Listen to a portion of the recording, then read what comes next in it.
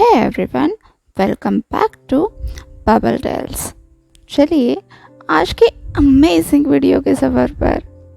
आज जो कहानी मैं आपके लिए लेकर आई हूँ, इसे रिक्वेस्ट की थी हमारे एक ऐसे दोस्त ने जिन्होंने अपने अकाउंट का नाम हकुना मटाडा रखा है। और ये रिक्वेस्ट उन्होंने 2 बार की थी, जिसमें से बस एक ही कमेंट मैं यहाँ पर लगा रही हूँ। उनका कहना था कि दी शियान वांग या फिर जानी को मिक्स करके आप हैरी पॉटर वाली कहानी लाओ, जो कि सरप्राइजेस से भरी हुई हो। तो चलिए एक ऐसी ही प्यारी सी कहानी को शुरू करते हैं। कहानी की शुरुआत होती है और हम देखते हैं हैरी पॉटर का सीक्वेंस, जहाँ पर लॉर्ड वोल्डेमॉर्ट के 7th हॉर्क्रुक्स नगीनी को हैरी पॉटर मारने वाला था। तभी नगीनी अपनी बॉडी को बेंड करने लग जाती है, मतलब वो अपने नगीनी वाले फॉर्म में आ जाती है और इस तरह से वो हैरी पॉटर, हरमाइनी ग्रेंजर और रॉन वीजली तीनों को भी पूरी तरह से घेर लेती है। और जिसके साथ ही काले धुएं के साथ ये तीनों भी कहीं और जगह पर टेलीपोर्ट हो जाते हैं। ये सीन यहीं पर ख़त्म हो जाता है। दूसरी तरफ हम देखते हैं चाइना के एक दूर दराज पहाड़ी इलाके को। यहाँ पर पहाड़ों से, बादलों से घिरी हुई एक एकेडमी थी, लॉन्गशिंग एकेडमी। ये मैजिक के लिए प्रसिद्ध थी, जहाँ पर बहुत बड़े बड़े कल्टिवेटर्स रहा करते थे। इस एकेडमी के एंट्रेंस पर ही उनके बहुत बड़े बड़े से पुतले लगे हुए थे। हर तरफ पता नहीं कितने सारे जानवरों की, अलग अलग बीस्ट्स की मूर्तियाँ बनी हुई थी, पर ये दुनिया आम लोगों की नज़रों से छुपी हुई थी, इसलिए इन्हें पार करने के लिए बादलों से होकर गुजरना पड़ता था। लॉन्गशिंग एकेडमी के एंट्रेंस पर ही बहुत बड़े बड़े बीस्ट थे, जिन्होंने कल्टिवेशन करके इमॉर्टलिटी हासिल कर ली थी। फिर जब उन्हें हेवन में जाने का मौका मिला तो उन्होंने अपने मॉर्टल शरीर को यहीं पर एकेडमी के गेट पर छोड़ दिया, एकेडमी की रक्षा करने के लिए। और इसी तरह से वहाँ पर उनके कई सारे पुतले बने हुए थे। इन पुतलों से गुजर कर आगे जाने के बाद अंदर इनर और आउटर एकेडमी रहती थी, जहाँ पर नए आने वाले छात्र आउटर एकेडमी में पढ़ते थे और पुराने मंजे हुए छात्र जो कि इमॉर्टलिटी की राह पर चल रहे हैं, वो इनर एकेडमी में पढ़ते थे, kind of seniors and juniors. तो जो जूनियर्स थे वो आउटर एकेडमी के छात्र थे। वैसे तो इन छात्रों को बहुत सारे काम करने पड़ते थे, जैसे कि बाहर की दुनिया से उनका आना जाना लगा ही रहता था। वो इन पहाड़ी इलाकों से, लॉन्गशिंग एकेडमी से नीचे उतरकर सिटीज़ में भी जाया करते थे। कुछ कुछ लोग वहाँ पर पार्ट टाइम जॉब्स भी किया करते थे, क्योंकि अभी उन्हें मैजिक की उतनी ज़्यादा समझ नहीं थी, इसलिए उनमें डिसिप्लिन लाना या फिर एकेडमी की फ़ीस वगैरह पे करने के लिए उन्हें पैसे कमाने हो, इन सब कामों के लिए वो सभी आउटर एकेडमी के बच्चे बहुत सारे काम किया करते थे। फिर जब वो बड़े हो जाते थे, एक सर्टेन लेवल के उनके स्पिरिट पॉइंट्स बन जाते थे, उसके बाद वो इनर एकेडमी में जा सकते थे। वहाँ पर आउटर एकेडमी और इनर एकेडमी में सिखाने के लिए, पढ़ाने के लिए बहुत सारे प्रोफेसर्स भी थे, जिनकी कल्टीवेशन लेवल भी कमाल की थी। पर इन सब में सबसे ज़्यादा कमाल का था गॉड तांगसान, जो कि 9 हेवंस में सबसे ऊंचाई पर बैठता था, सबसे ऊंचे वाले रेल में, और वहाँ से बस दुनिया को देखा करता था, काइंड ऑफ रूल किया करता था, पर अर्थ पे आ नहीं सकता था। सब कुछ बहुत अच्छे से चल रहा था। पर आजकल तांगसान को बहुत ही बुरे सपने आने लगे थे, पर जो कि तांगसान एक बहुत ही बड़ा गॉड है, उसी तरह से उसके स्पिरिचुअल पावर्स भी सबसे ज़्यादा हाई थी। इसलिए जैसे ही उसे सपने आते, वैसे ही हेवन में कहीं ना कहीं तबाही मचती। जो कुछ भी तांगसान को सपना आता वो रियलिटी बन जाता, और फिर जैसे ही वो कांपता, उसी तरह से हेवंस भी कांपने लगे थे। इस बात से शाओ बहुत ही ज़्यादा डर गई, जो कि तांगसान की वाइफ थी। वैसे तो तांगसान हर एक चीज़ का नॉलेज रखता था, गॉड्स में वो सबसे ज़्यादा हायर रैंक पर था, पर जो कि अभी वो खुद सोया हुआ था, इसलिए शाओ के पास कोई और रास्ता नहीं था, इसलिए वो खुद ही मेडिटेशन करने में लग गई। और मेडिटेशन करते हुए उसे समझ आया कि तांगसान के इन सपनों के पीछे एक बहुत ही गहरा राज छुपा हुआ है, एक ऐसी तड़प छुपी हुई है जिस वजह से ये पूरी दुनिया नेस्तनाबूद हो सकती है, ख़त्म हो सकती है। क्योंकि तांगसान को कोई कोस रहा था और से ये उसके हार्ट ब्लड का नतीजा था, उसके दिल के दर्द का नतीजा था, जो तांगसान को लगातार कोसते जा रहा था, जिस वजह से उसे इस डीप स्लीप में ऐसे सपने आ रहे थे और उन सपनों से जो ब्लैक फॉग निकल रहा था, उस फॉग ने एक नागिन का शेप ले लिया था और वो नागिन तुरंत ही गायब हो रही थी। धीरे धीरे वो बड़ी होने लगी थी, इस पूरे हेवन को जकड़ने लगी थी।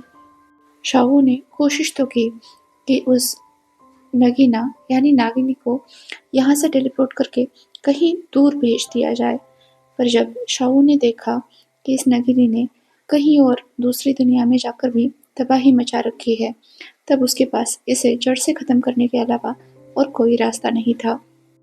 अब शाओ ने अलग अलग डायमेंशंस में जाकर अलग अलग संभावनाएं तलाश की, पर उसे ना तो वो नगीनी पकड़ में आ रही थी, ना ही उसे वो लगातार तांगसान को आ रहे सपनों का कोई तोड़ मिल रहा था। वो इस बात से परेशान हो ही रही थी कि तभी उसे सामने से रोशनी के 3 किरण आते हुए दिखाई दिए। तो शाओ ने उन्हें अपने डायमेंशन में बुलाकर उन्हें इंसानी स्पिरिट का रूप दे दिया। तब उसने पाया कि ये लोग किसी अलग ही तरह के कपड़े पहने हुए हैं। यकीनन वो मेनलैंड से तो नहीं दिख रहे थे। शाओ उनके सामने गई और उनसे पूछने लगी कि वो लोग कौन हैं, कहाँ से है। तो उनमें से जो लड़की थी वो आगे आकर बोली, नमस्ते, मेरा नाम हरमाइनी ग्रेंजर है और हम हॉगवर्ट्स से आए हुए हैं। शाओ ने भी अपना परिचय देते हुए कहा, मेरा नाम शाओ है और मैं कल्टिवेशन वर्ल्ड की एक गॉडेस हूँ। अब थोड़ी सी बातचीत करने के बाद हरमाइनी आगे बताने लगी कि हम असल में एक नगीनी का पीछा करते हुए यहाँ पर आए हुए हैं। इस पर शाओ ने बताया, हाँ जानती हूँ, वो नगीनी गलती से आपके वर्ल्ड में मेरे द्वारा ही टेलीपोर्ट कर दी गई थी, पर उसने गलत लोगों का साथ देकर आपकी दुनिया में तबाही मचा रखी थी। पर मेरे पास उसे संभालने के लिए वक्त नहीं था, क्योंकि मैं बाकी विपदाओं से बहुत ही ज़्यादा घिरी हुई थी। शाओ की ये बात सुनने के बाद हरमाइनी ग्रेंजर ने पूछा, क्या वो नगिनी यहाँ से आई हुई थी? तब शाओ उन्हें एक जगह पर दिखाने के लिए ले गई। वो जगह खासकर गॉड्स के मेडिटेशन के लिए बनाई गई थी। वहाँ पर तांगसान मेडिटेट कर रहे थे, मतलब वो आराम से लेटे हुए थे, लेकिन उनका मन बहुत ही ज़्यादा अखंड निद्रा में चला गया था, जो कि एक डीप स्लीप की स्टेज थी। हैरी, हरमाइनी और रॉन उस गॉड को देख रहे थे, जिसके 6 पंख थे, बहुत सारे हाथ और उसमें बहुत सारे वेपन्स थे, और उन सबको उसने अपनी बॉडी पर लिपट कर रखा था। उन 6 पंखों के बीच में वो पूरी तरह से लिपट कर रह गया था। आंखें बंद थी, पर कुछ कुछ देर बाद वो कांप रहा था, और जैसे ही कांप रहा था वैसे ही उसके शरीर से पता नहीं कौन कौन सी चीज़ें अनलीश हो रही थी। शाओ ने बताया, गॉड तांगसान को सपने आ रहे हैं, इस वजह से ये अजीब अजीब से बीस्ट तैयार हो रहे हैं। उनमें से एक बीस्ट नगिनी मेरे द्वारा गलती से आपके वर्ल्ड में टेलीपोर्ट हो गया। ये सुनकर हैरी बताने लगा, असल में वो नगिनी हमारे दुश्मन लॉर्ड वोल्डेमॉर्ट की एक होक्रक्स है, जिसे हमें ख़त्म करना पड़ेगा। होक्रक्स? वो क्या है? शाओ ने पूछा। तब हरमाइनी ग्रेंजर बताने लगी, होक्रक्स वो होता है जिसमें आपके आत्मा के टुकड़े बंधे हुए होते हैं। अगर आपकी आत्मा को ख़त्म करना है तो वो होक्रक्स भी जड़ से मिटाना पड़ता है। उसी तरह हमें उस नगीने को भी जड़ से मिटाना पड़ेगा। जब तक वो नहीं मिटती तब तक उसके शरीर में बना हुआ वो होक्रक्स भी ख़त्म नहीं होगा, और उसी तरह से लॉर्ड वोल्डेमॉर्ट भी ख़त्म नहीं होगा। शाओ ने ये बात जानकर कहा, ये तो बड़ी गंभीर समस्या है। मैंने तो सोचा भी नहीं था कि मेरी एक छोटी सी गलती की वजह से आपकी दुनिया में इतनी बड़ी विपदा आ जाएगी, पर क्या इसका कोई तोड़ नहीं है? शाओ ने उदास चेहरे के साथ कहा, मैं काफ़ी समय से कोशिश कर रही हूँ ये जानने की कि इस सब की वजह क्या है, पर इस वजह से मेरी बहुत सारी स्पिरिचुअल एनर्जी चली गई है। अगर अब मुझे तोड़ मिल भी गया तो पता नहीं उस तोड़ के साथ मैं क्या करूँगी। शुक्र है कि आप तीनों यहाँ पर आ गए, पर मुझे नहीं लगता कि आप गॉडली पावर के सामने कुछ भी कर सकते हैं। अब हरमाइनी, हैरी और रॉन एक साथ बोल पड़े, अगर हमसे कुछ भी हो पाता है तो हम ज़रूर करेंगे।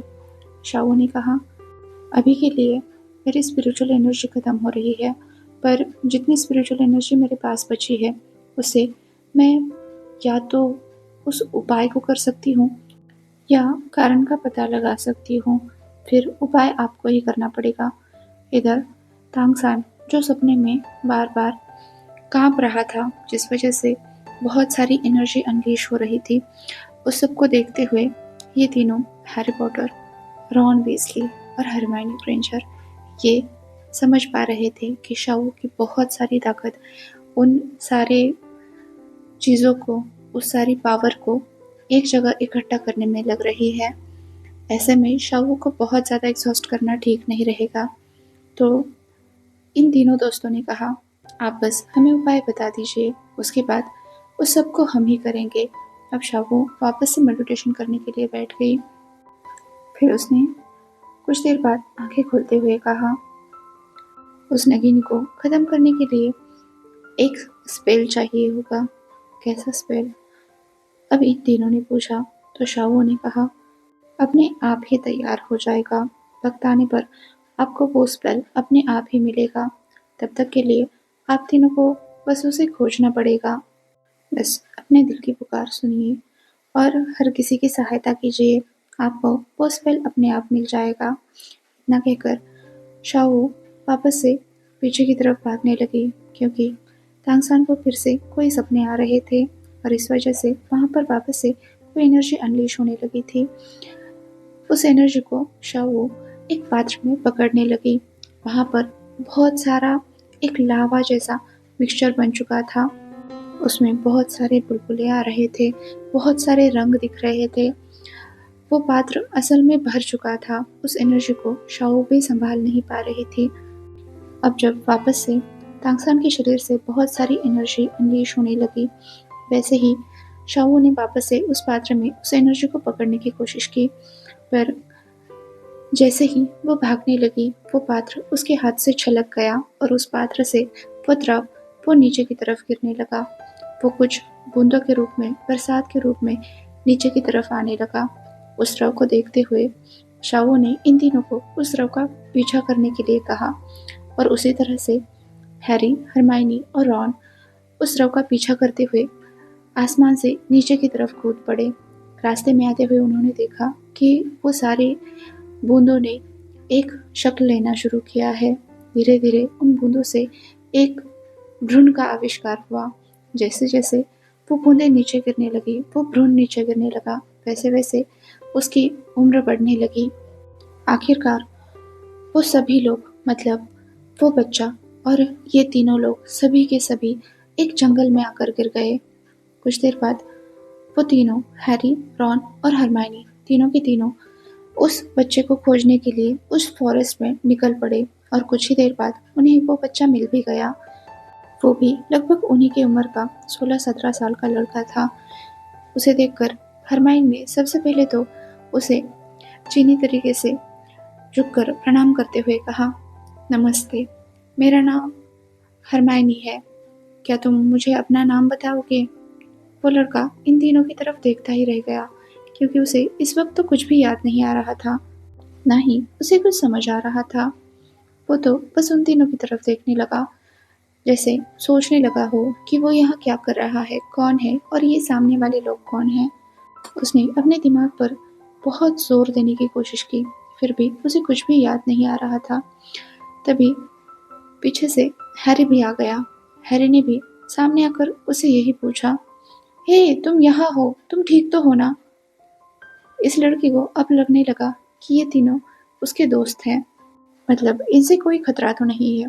तभी पीछे से रॉन आया और उसने कहा, हे जॉन, कैसे हो? हरमाइनी ने रॉन को आंखें दिखाते हुए कहा, क्या कह रहे हो? उनका नाम जॉन नहीं तांगसान था। इस बच्चे ने उनकी खुसर-पुसर सुन ली और कहा, सान, सान नाम है मेरा। हैरी और हरमाइनी एक दूसरे की तरफ देखने लगे, जैसे वो इस बात पर एग्री कर रहे हो कि हाँ चलो इसका नाम सान ही रख देते हैं। तभी रॉन ने हंसते हुए कहा, हाँ शाओ सान, तुम्हारा नाम सान है और तुम छोटे हो, इसलिए हम तुम्हें शाओ बुलाएंगे, शाओ सान। शाओ सान, उस लड़के ने कहा। तभी वहां पर किसी की जोर से दहाड़ने की आवाज आई। इस बात से हैरी, हरमाइनी, रॉन तीनों भी अलर्ट हो गए। उन्होंने अपनी छड़ियां निकाल ली। पीछे से शाहजहान उन तीनों को देख ही रहा था। तभी उनके सामने एक टाइगर बीस्ट आया। अब ये तीनों भी उससे लड़ने लगे। हरमाइनी ने उस पर एक स्पेल कर दिया, जिस वजह से वो टाइगर जैसे ही सब वापस से दहाड़ा, उसके मुंह से एक बिल्ली जैसी आवाज निकली और उस आवाज को सुनकर इधर शाहजहान बड़े जोर से हंस दिया और उसकी हंसने की आवाज सुनकर वो टाइगर और भी ज्यादा डर गया और वहां से भाग गया। अब ये तीनों भी पीछे देखने लगे, जहां पर शाहजहान हंस रहा था। अब हैरी ने शाहजहान को अपना हाथ आगे करके उठने के लिए हेल्प की। शाहजहान भी तुरंत उठ गया और फिर उन तीनों के साथ वहां से आगे की तरफ चलने लगा। चलते हुए अब रॉन ने पूछ लिया, वैसे तुम कहाँ से हो? शाहजहान अब सोचने लगा कि वो सच में है कहाँ से। तभी उसके दिमाग में एक नाम आया, श्रेक एकेडमी। शाहजहान ने कहा, मैं श्रेक एकेडमी से हूँ। रॉन ने कहा, अच्छा वो कहाँ पर है? शाहजहान ने कहा, यही इसी कॉन्टिनेंट पर। तभी हरमाइनी ने अपने पास से एक कंपास निकाला। उस कंपास में वहाँ के आसपास के बहुत सारे नाम आ रहे थे, वहाँ पर कौन सी सिटीज है, कौन से प्लेसेस है। तभी वो बोली, अगर तुम श्रेक एकेडमी से हो तो यहाँ लॉन्गशिंग एकेडमी में क्या कर रहे हो? शाहजहान अब वापस से सोच में पड़ गया कि वो श्रेक एकेडमी से यहाँ कब आया और लॉन्गशिंग एकेडमी में वो क्या कर रहा है। वैसे उसने इस एकेडमी का नाम भी पहली बार सुना है। शाहजहान को सोच में पड़ा हुआ देखकर हरमाइनी ने कहा, कहीं तुम स्टूडेंट एक्सचेंज प्रोग्राम में तो नहीं आए हो? शाहजहान सोचने लगा, एक तो मुझे लॉन्गशिंग एकेडमी के बारे में नहीं पता है, ऊपर से ये भी नहीं पता है कि मैं यहाँ पर कैसे आया, ये एकेडमी कब बनी, किसने बनाई, उसे कुछ भी याद नहीं आ रहा था। पर वो इन लोगों को क्या बताए कि वो कहाँ से आया है, क्यों आया है। इधर हरमाइनी, रॉन और हैरी तीनों एक दूसरे से स्टेयर्स एक्सचेंज कर रहे थे कि वो शाहजहान के मुंह से जवाब सुनना चाहते थे कि वो कौन है और अपने बारे में क्या सोचता है।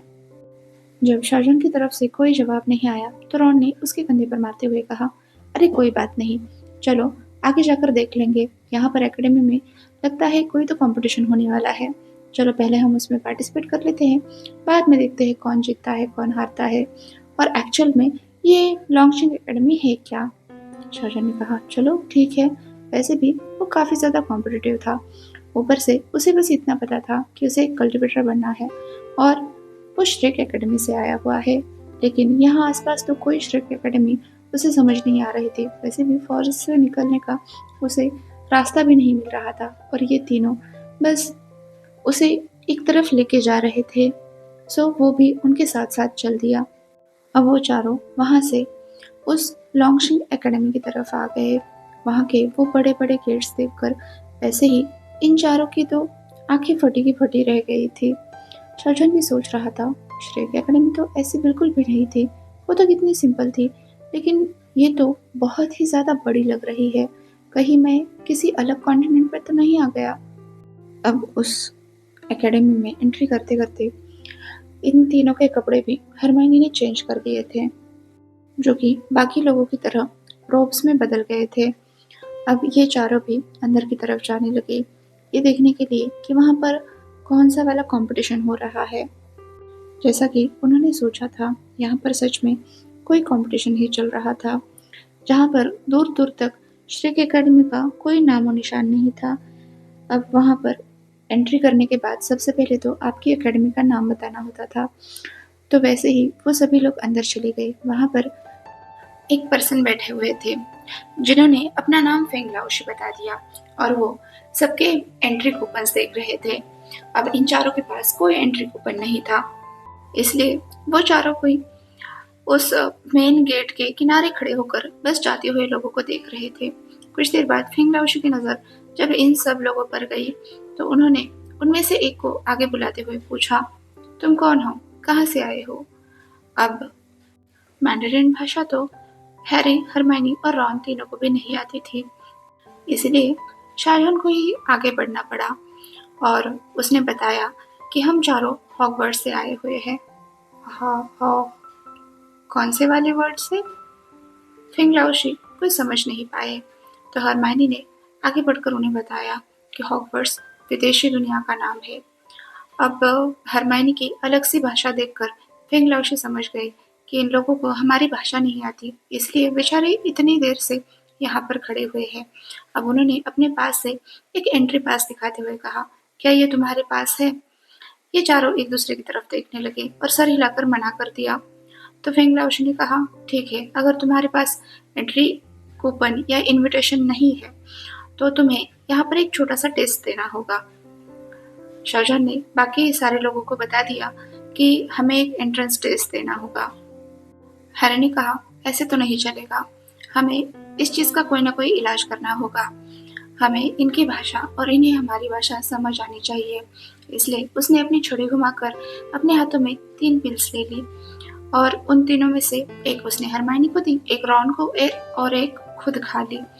जिसके बाद उसे सामने वाले पर्सन की भाषा समझ आने लगी, साथ ही साथ वो जो बोल रहा है वो भी भाषा सामने वाले इंसान को समझ आने लगी। शाहजहान ने कहा, अब ये बिल्कुल ठीक है। फेंग लाओशी ने कहा, तुम्हें यहाँ पर कोई तो स्ट्रेंथ दिखानी होगी, कोई मैजिक दिखाना होगा, कोई स्पेल बोलकर दिखाना होगा जिससे कि हमें ये समझ आ जाए कि तुम भी एक अच्छे कल्टिवेटर हो।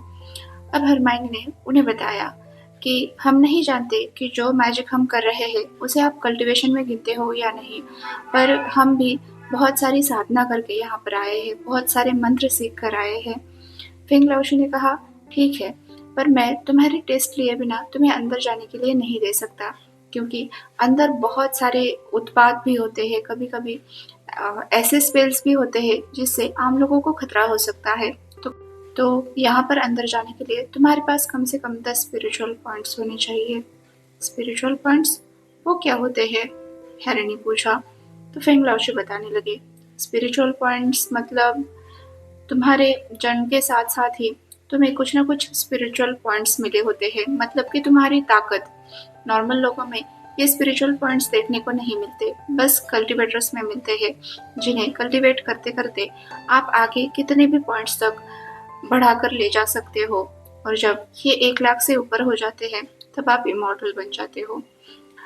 हैरी ने पूछा, पर हम इन स्पिरिचुअल पॉइंट्स को गिनवाएंगे कैसे या उन्हें ढूंढेंगे कैसे? इस पर फेंग लाओशी ने बताया, इसके लिए ज्यादा कुछ नहीं करना है, वो सामने खंबा दिख रहा है, उसके नीचे एक पत्थर पड़ा हुआ है, तुम्हें बिना हाथ लगाए उस पत्थर को ऊपर उठाना है। तुम जितना ऊपर उठाओगे उतने तुम्हारे पॉइंट्स। उस पत्थर पर मार्किंग भी है, उसे भी तुम गौर करके देख सकते हो। अब ये चारों वहां पर गए, उनके साथ साथ फेंग लाओशी भी आ गए उस टेस्ट को देखने के लिए और इनके स्पिरिचुअल पॉइंट्स मेजर करने के लिए। अब यहाँ पर सबसे पहले आया हैरी, उसने अपनी छड़ी घुमाई और उस पत्थर को ऊपर उठाया, तो उस पत्थर ने 62 का आंकड़ा क्रॉस कर लिया। तो फेंग लाओशी ने तुरंत ही अपने पास के एक बुक में लिख लिया कि इस बच्चे का नाम हैरी है और इसके स्पिरिचुअल पॉइंट्स है 62। इसके बाद आई हरमाइनी। हरमाइनी ने भी वहां पर जादू किया और उसने भी पत्थर ऊपर उठाया, पर उसके सिर्फ 60 निकले। हरमाइनी ने हैरी की तरफ देखते हुए कहा, अरे ऐसे कैसे, मैंने तो ज्यादा पावरफुल स्पेल यूज किया था। इस पर फेंग लाओशी ने कहा, यहाँ पर सिर्फ पावरफुल स्पेल नहीं मेजर किया जाता, इसमें आपकी ब्लड को मेजर करना होता है, आपकी फैमिली को, बैकग्राउंड को मेजर करना होता है, आपकी इनर स्पिरिट को मेजर करना होता है, और मेरे ख्याल से यहाँ पर तुम्हारा कुछ तो मिसिंग है। ये मगलू क्या चीज़ होती है? ये सुनकर हरमाइनी ने शार्पली फेंगलाओशी की तरफ देखा तो फेंगलाओशी ने कहा, देखो बेटा, मेरे कहने का गलत मतलब मत निकालना, पर ये जो स्पिरिचुअल पिलर है ये तुम्हारे हर एक चीज को काउंट करता है, इसलिए शायद तुम्हारा पत्थर इतने ऊपर नहीं उठा और तुम्हारे स्पिरिचुअल पॉइंट्स बस 60 दिखा रहा है। हरमाइनी ने कहा, खैर कोई नहीं, मैं आगे जाकर अपने स्पिरिचुअल पॉइंट्स बढ़ा लूंगी। इस पर फेंगलाओशी ने कहा, हाँ जरूर, आगे जाकर तुम अलग अलग स्पेल्स कल्टीवेट कर सकती हो जिससे तुम्हारे स्पिरिचुअल पॉइंट्स बढ़ते ही रहेंगे। इसके बाद आई बारी रॉन की। रॉन ने भी अपनी छड़ी से वहां पर उस पत्थर पे कोई मैजिक कर दिया, जिसके बाद वो पत्थर अचानक से ऊपर 100 पॉइंट तक चला गया। इस पर फेंगलाओशी ने कहा, यहाँ पर चीटिंग नहीं चलेगी। तो रॉन ने हंसते हुए कहा, हे, मैं चीटिंग नहीं कर रहा था। तो फेंगलाओशी ने उस पत्थर को अपने हाथ से नीचे खींचते हुए कहा, ये बलून बन चुका है, तुमने इस पर ऐसा क्या मैजिक कर दिया? अगर तुम्हें सही से स्पेल करना नहीं आता तो तुम इस कंपटीशन में हिस्सा नहीं ले सकते। तब रॉन ने कहा, मैंने ऐसा कुछ नहीं किया, बस मेरी छड़ी टूट गई है इसलिए ऐसा कुछ हो रहा है। फेंगलाओशी ने कहा, फिर तो तुम खुद की भी रक्षा सही से नहीं कर पाओगे। तभी शाहजहां ने रॉन की छड़ी हाथ में ली और उसे जैसे ही उसने हाथ में ले लिया उस पर एक हल्की सी सुनहरे रंग की तार बन गई, जिससे वो छड़ी आपस में जुड़ गई। फिर शाहजहां ने रॉन के हाथ में वो छड़ी देते हुए कहा, अब ये ठीक हो चुकी है, अब तुम अपने स्पिरिचुअल पॉइंट्स ले देख सकते हो। तो रॉन ने फिर से एक बार मैजिक किया और इस बार उसका वो पत्थर 45 पॉइंट्स तक ऊपर उठा और फिर नीचे गिर गया। इस पर फेंगलाओशी ने कहा, तुम्हारी स्पिरिचुअल एनर्जी अच्छी है, लेकिन तुम्हें बहुत ज़्यादा प्रैक्टिस करने की ज़रूरत है, तुम्हारा मैजिक ज़्यादा पावरफुल नहीं है। इसके बाद बारी आई शाहजहां की। तो फेंगलाओशी ने उसे भी कह दिया कि तुम भी ये पत्थर उठाकर दिखाओ। इधर शाहजहां को अचानक से अपने पूरे भेस में बहुत सारा सुनहरा फ्लो जैसे सैलाब उमड़ता है, बिल्कुल उसी तरह से उमड़ता हुआ मालूम हुआ। तभी उसे एहसास हुआ कि वो अपनी पूरी स्पिरिचुअल एनर्जी तो यहाँ नहीं दिखा सकता है। अगर उसने दिखा दी तो कहीं गड़बड़ ना हो जाए, क्योंकि उसे खुद भी अंदाजा नहीं था कि उसकी स्पिरिचुअल एनर्जी कितनी है। बस उसने अंदाजे से एक नंबर मन में काउंट कर लिया और फिर उस पत्थर पर अपना मैजिक किया। उसने अपने हाथ से कोई स्पेल किया और वो पत्थर ऊपर उठ गया। वो पत्थर 87 पॉइंट पर जाकर रुक गया। तभी फेंगलाओशी ने आश्चर्य से उसकी तरफ देखते हुए कहा, तुम्हारे स्पिरिचुअल पॉइंट्स 87 हैं? शाहजहां ने कहा, क्यों, क्या हुआ? मतलब कुछ कम है क्या? फेंगलाओशी ने कहा, नहीं, इस अकेडमी में 87 सबसे हाईएस्ट नंबर है। तुम्हें कॉम्पीट करने के लिए तो बस एक ही लड़का है। एक ही लड़का है? सभी लोगों ने आश्चर्य से चौंकते हुए कहा। फेंगलाओशी ने कहा, हाँ, इस अकेडमी में एक ही लड़का है जिसका नाम है ईवो। उसके पॉइंट भी 87 है, वरना तो इतने हायर रैंक किसी की भी नहीं है। अब सभी लोग यही सोचने लगे कि ऐसा कौन सा लड़का है जिसके पॉइंट्स 87 हैं। फेंगलाओशी ने तभी हंसते हुए कहा, वेल, तुम सबने क्वालिफाई कर दिया है। हाँ, ये रॉन नाम का लड़का, ये ज़्यादातर कंपटीशन में हिस्सा नहीं ले सकता, पर फिर भी कोई छोटे मोटे कंपटीशन है उसमें वो हिस्सा ले सकता है। पर मेरा तो यही सजेशन रहेगा कि तुम ज़्यादातर बस ऑडियंस में बैठे रहो, किसी कंपटीशन में हिस्सा लेने की ज़रूरत नहीं है, तुम अगले साल फिर आना। इस बात से रॉन के दिल को ठेस पहुंची और सब उससे भी ज़्यादा उसके ईगो को ठेस पहुंची। उसने कहा, ऐसे कैसे, मैं तो ज़रूर कंपटीशन में हिस्सा लूंगा और देखना, मैं जीत कर भी दिखाऊंगा। इस पर शाहजहां और हैरी उसे देखने लगे और हरमाइनी ने उसे टॉन्ट मारते हुए कहा, हाँ हाँ, देख लेते हैं, अभी तुम्हारी छड़ी ठीक हो गई है तो देखते हैं तुम उसे कितना मैजिक कर लेते हो। रॉन ने कहा, हाँ हाँ, वो तो मैं कर ही लूंगा, देख लेना। इसके बाद सभी लोग अंदर जाने लगे। फेंगलाओशी ने सभी लोगों को ऑल द बेस्ट करते हुए कहा कि अगर तुम्हें किसी भी चीज़ के लिए परेशानी हो तो तुम बेझिझक मुझसे बात कर सकते हो, या अंदर मास्टर मो है, उनसे भी तुम बात कर सकते हो, उनका स्वभाव भी बहुत अच्छा है। ये सुनकर सभी लोगों ने उन्हें अलविदा कहा और वहाँ से अंदर की तरफ जाने लगे। अंदर सारे कॉम्पिटिटर्स के लिए रहने के लिए अलग अलग कमरे दिए गए थे, जहाँ पर खुद हरमायनी के लिए एक अलग से कमरा मिला। रॉन और हैरी दोनों एक कमरे में रहने लगे और साथ ही साथ शौचन के लिए एक अलग से कमरा मिला। हैरी और रॉन तो एक साथ रहने वाले थे, उन्हें कोई भी दिक्कत नहीं थी।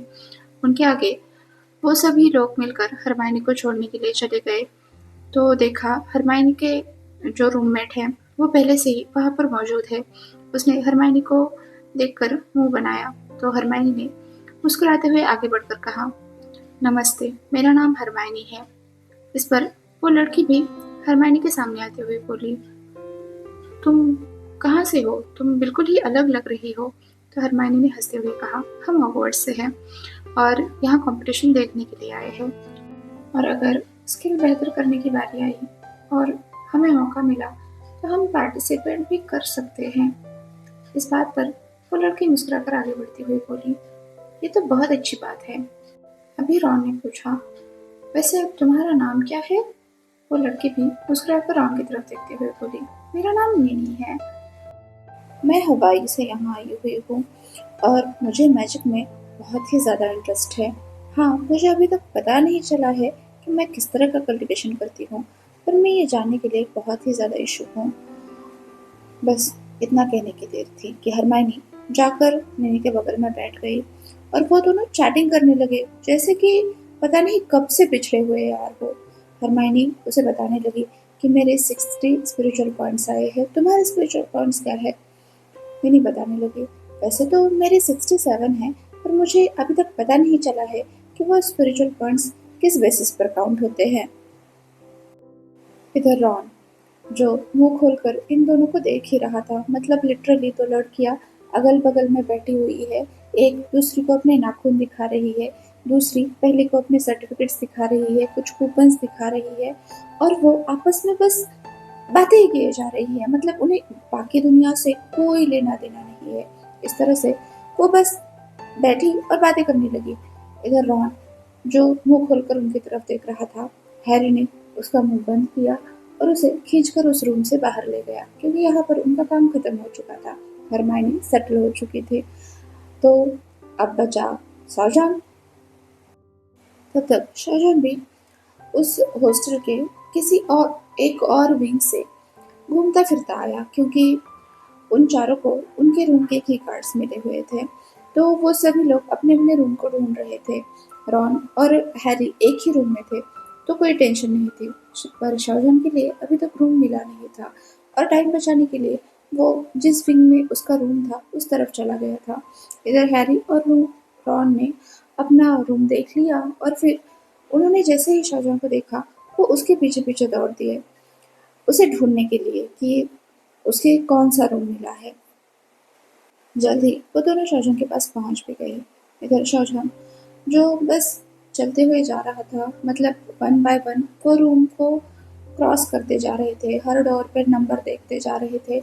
ऐसे में नंबर आया 20B। शाहजहां ने उस डोर के सामने खड़े होते हुए कहा, फाइनली मिल गया। अब शाहजहां ने रूम का दरवाजा खटखटाया जो कि अंदर से बंद था, पर किसी ने खोला ही नहीं। शाहजहां ने फिर से एक बार पोलाइटली रूम का दरवाजा खटखटाया, अब भी किसी ने नहीं खोला। तो ये तीनों एक दूसरे की तरफ देखने लगे कि अरे भाई ये क्या बात है, कोई अंदर से दरवाजा बंद करके बैठा है पर खोल क्यों नहीं रहा है। शाहजहां ने फिर से दरवाजा खटखटाया तो रॉन ने कहा, भाई क्या तुम्हें समझ नहीं है कि तुम एक कल्टिवेटर हो? मतलब मैं एक मैजिशियन हूँ, अगर मैं छड़ी घुमाऊंगा तो ये दरवाजा अपने आप खुल जाएगा। शाहजहां उसे कुछ एक्सप्लेनेशन देने ही वाला था, तभी हैरी ने कहा, रॉन। पर रॉन तब तक अपनी छड़ी घुमा चुका था और वो दरवाजा भी खुल गया था।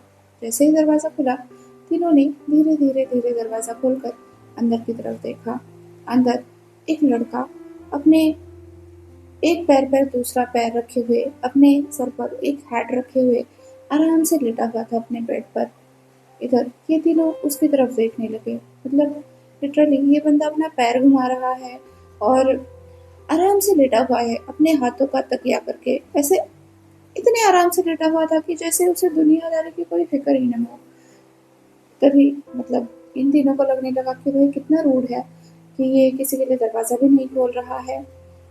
शाहजहां अब चुपचाप से दूसरे वाले बेड की तरफ चलने लगा। हैरी और रॉन भी उसके साथ साथ चले आए कि चलो इसको कोई दिक्कत तो ना हो, कि आराम से यहाँ पर सेटल हो जाए। तो शाहजहान उस बेड की तरफ चलने लगा। तभी उस लड़के ने वो हैट अपने मुंह से निकाला और उस बेड की तरफ फेंका, जैसे कि वो अपनी जगह या टेरिटरी मार्क कर रहा हो। तो शाहजहान वहीं रुक गया और उस लड़के की तरफ देखने लगा, इस बार गौर से, क्योंकि अब उसके चेहरे पर कोई हैट नहीं थी, तो उसका चेहरा साफ दिखाई दे रहा था। अब उस लड़के ने धीरे से पहले तो आंखें खोली, फिर ऊपर छत की तरफ देखा, फिर धीरे से आंखें टर्न की, इन तीनों की तरफ देखा, फुल स्वैग में, फुल एटीट्यूड में। फिर उसने चेहरा उनकी तरफ घुमाया, फिर एकाएक से अपने पैर घुमाए और वो तुरंत ही अपने बिस्तर पर बैठ गया और अपने एक पैर पे दूसरा पैर रखकर, अपने दोनों हाथ अपने हिप्स के साइड में रखकर, वो अब सामने वाले लड़कों की तरफ देखने लगा, जिनमें से एक लड़का तो येलो नजर आ रहा था, मतलब ये यहाँ का है, एशियन, और दूसरे दो फॉरेनर लग रहे थे। तो इस लड़के ने शाहजहान की तरफ देखा और कहा, तो तुम कहाँ से हो? शाहजहान ने कहा, शक अकेडमी से। उस लड़के ने अब फिर से अपने पैर उल्टे घुमाए और वो तुरंत ही खड़ा हुआ, शाहजहान के सामने आया और बोला, तो तुम यहाँ पर कंपटीशन के लिए आए हो? शाहजहान ने कहा, और आई थिंक सो। अब उस लड़के ने बाकी दो लड़कों की तरफ देखकर कहा, और तुम दोनों? रॉन ने तुरंत हंसते हुए कहा, हम दोनों तो बस देखने आए हैं। इस पर वो लड़का थोड़ा सा नॉर्मल हुआ, मतलब उसे ये लड़का काफी जॉली लगा। अब उसने अपने मुंह में पकड़े हुए बांस के तीले को इधर से उधर घुमाया और फिर रॉन की तरफ देखकर पूछा, तुम्हारे स्पिरिचुअल पॉइंट्स क्या है? रॉन ने कहा, 45। उस लड़के ने ऐसे रिस्पॉन्ड किया जैसे ये लड़का उसके सामने कुछ भी नहीं है।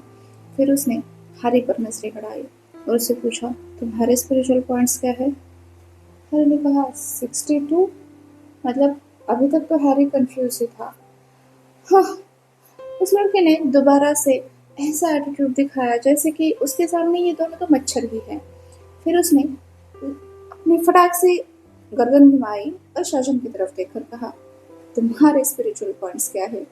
फिर उसने जैसे ही आंखें खोली, देखा शाहजहान उसके थोड़ा सा, मतलब जहाँ वो देख रहा है, उसे लग रहा था कि उसकी नजरें शाहजहान से मिलेगी, बट वो लड़का थोड़ा सा हाइट से बड़ा निकला। तो उसने अपना सर उसी एटीट्यूड में ऊपर किया और फिर उसी स्टेयर को कंटिन्यू किया जैसे उसे जवाब चाहिए। 87, शाहजहान ने कहा। इसे वो लड़का कंफ्यूज हो गया और वापस से शाहजहान के सामने सही से खड़ा होता हुआ बोला, क्या बोला तुमने? शाहजहान ने कहा, 87। तो उस लड़के ने कहा, ये कैसे हो सकता है? शाहजहान ने कहा, क्यों, क्या नहीं हो सकता?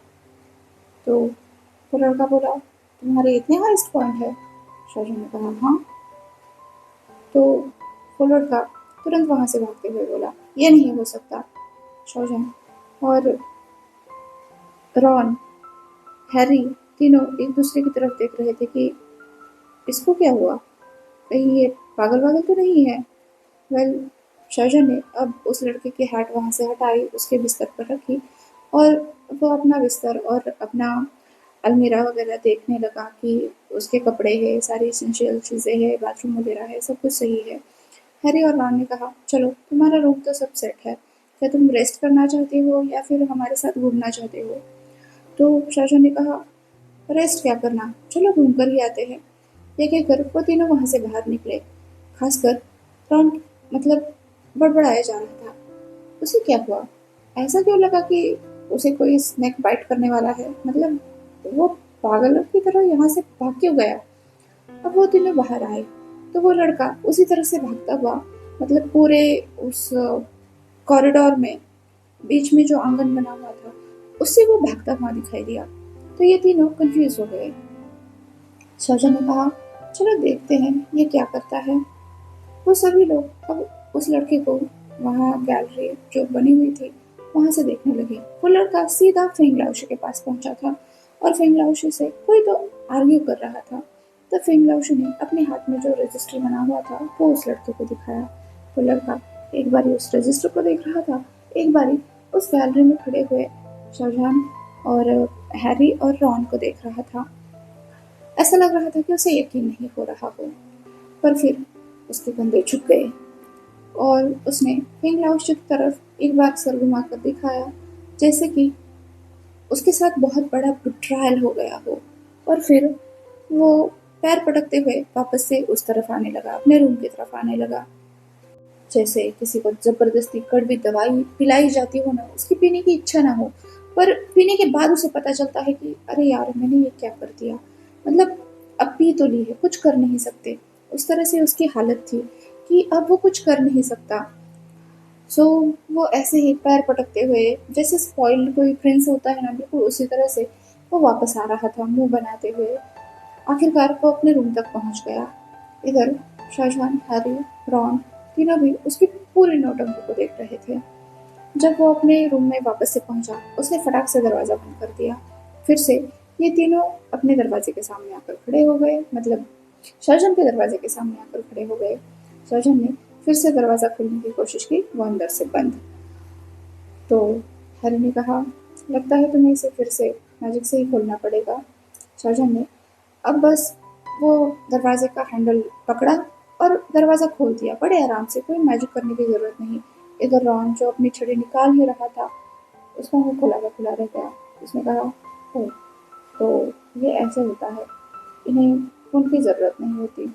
खैर कोई बात नहीं।" ये कहते हुए उसने अपनी छड़ी वापस से अपने पॉकेट में रख दी और वो देखने लगी कि शाहजहान वापस से अंदर जाकर बैठा हुआ है और वो लड़का अब मतलब ऐसे बैठा हुआ है, हारा हुआ, कि उसके लाइफ में कुछ बचा ही नहीं। हैरी और रॉन अंदर आ गए। रॉन ने पूछा, क्या हुआ है तुम्हें, तुम ऐसे क्यों कर रहे हो, क्या मतलब तुम्हें फेंग लाओशी से कोई दिक्कत है या हमसे कोई दिक्कत है? अगर तुम्हें इतनी दिक्कत हो रही है तो हम कोई और रूम देख लेते हैं। तो वो लड़का जंप करके रॉन के सामने आया और बोला, तुम ये कैसे कर सकते हो? रॉन मतलब घबरा कर पीछे हट गया। उसने कहा, क्या कर सकते हैं? वो लड़का बोला, तुम्हारे 87 पॉइंट कैसे हो सकते हैं? शाहजहान ने कहा, अच्छा तो तुम ईगो हो। ईगो ने शाहजहान की तरफ देखा, जैसे उसकी चोरी पकड़ी गई हो। उसने कहा, तुम्हें कैसे पता? क्या तुम मेरी जासूसी कर रहे थे? क्या तुम सुन रहे थे हमारी बातें?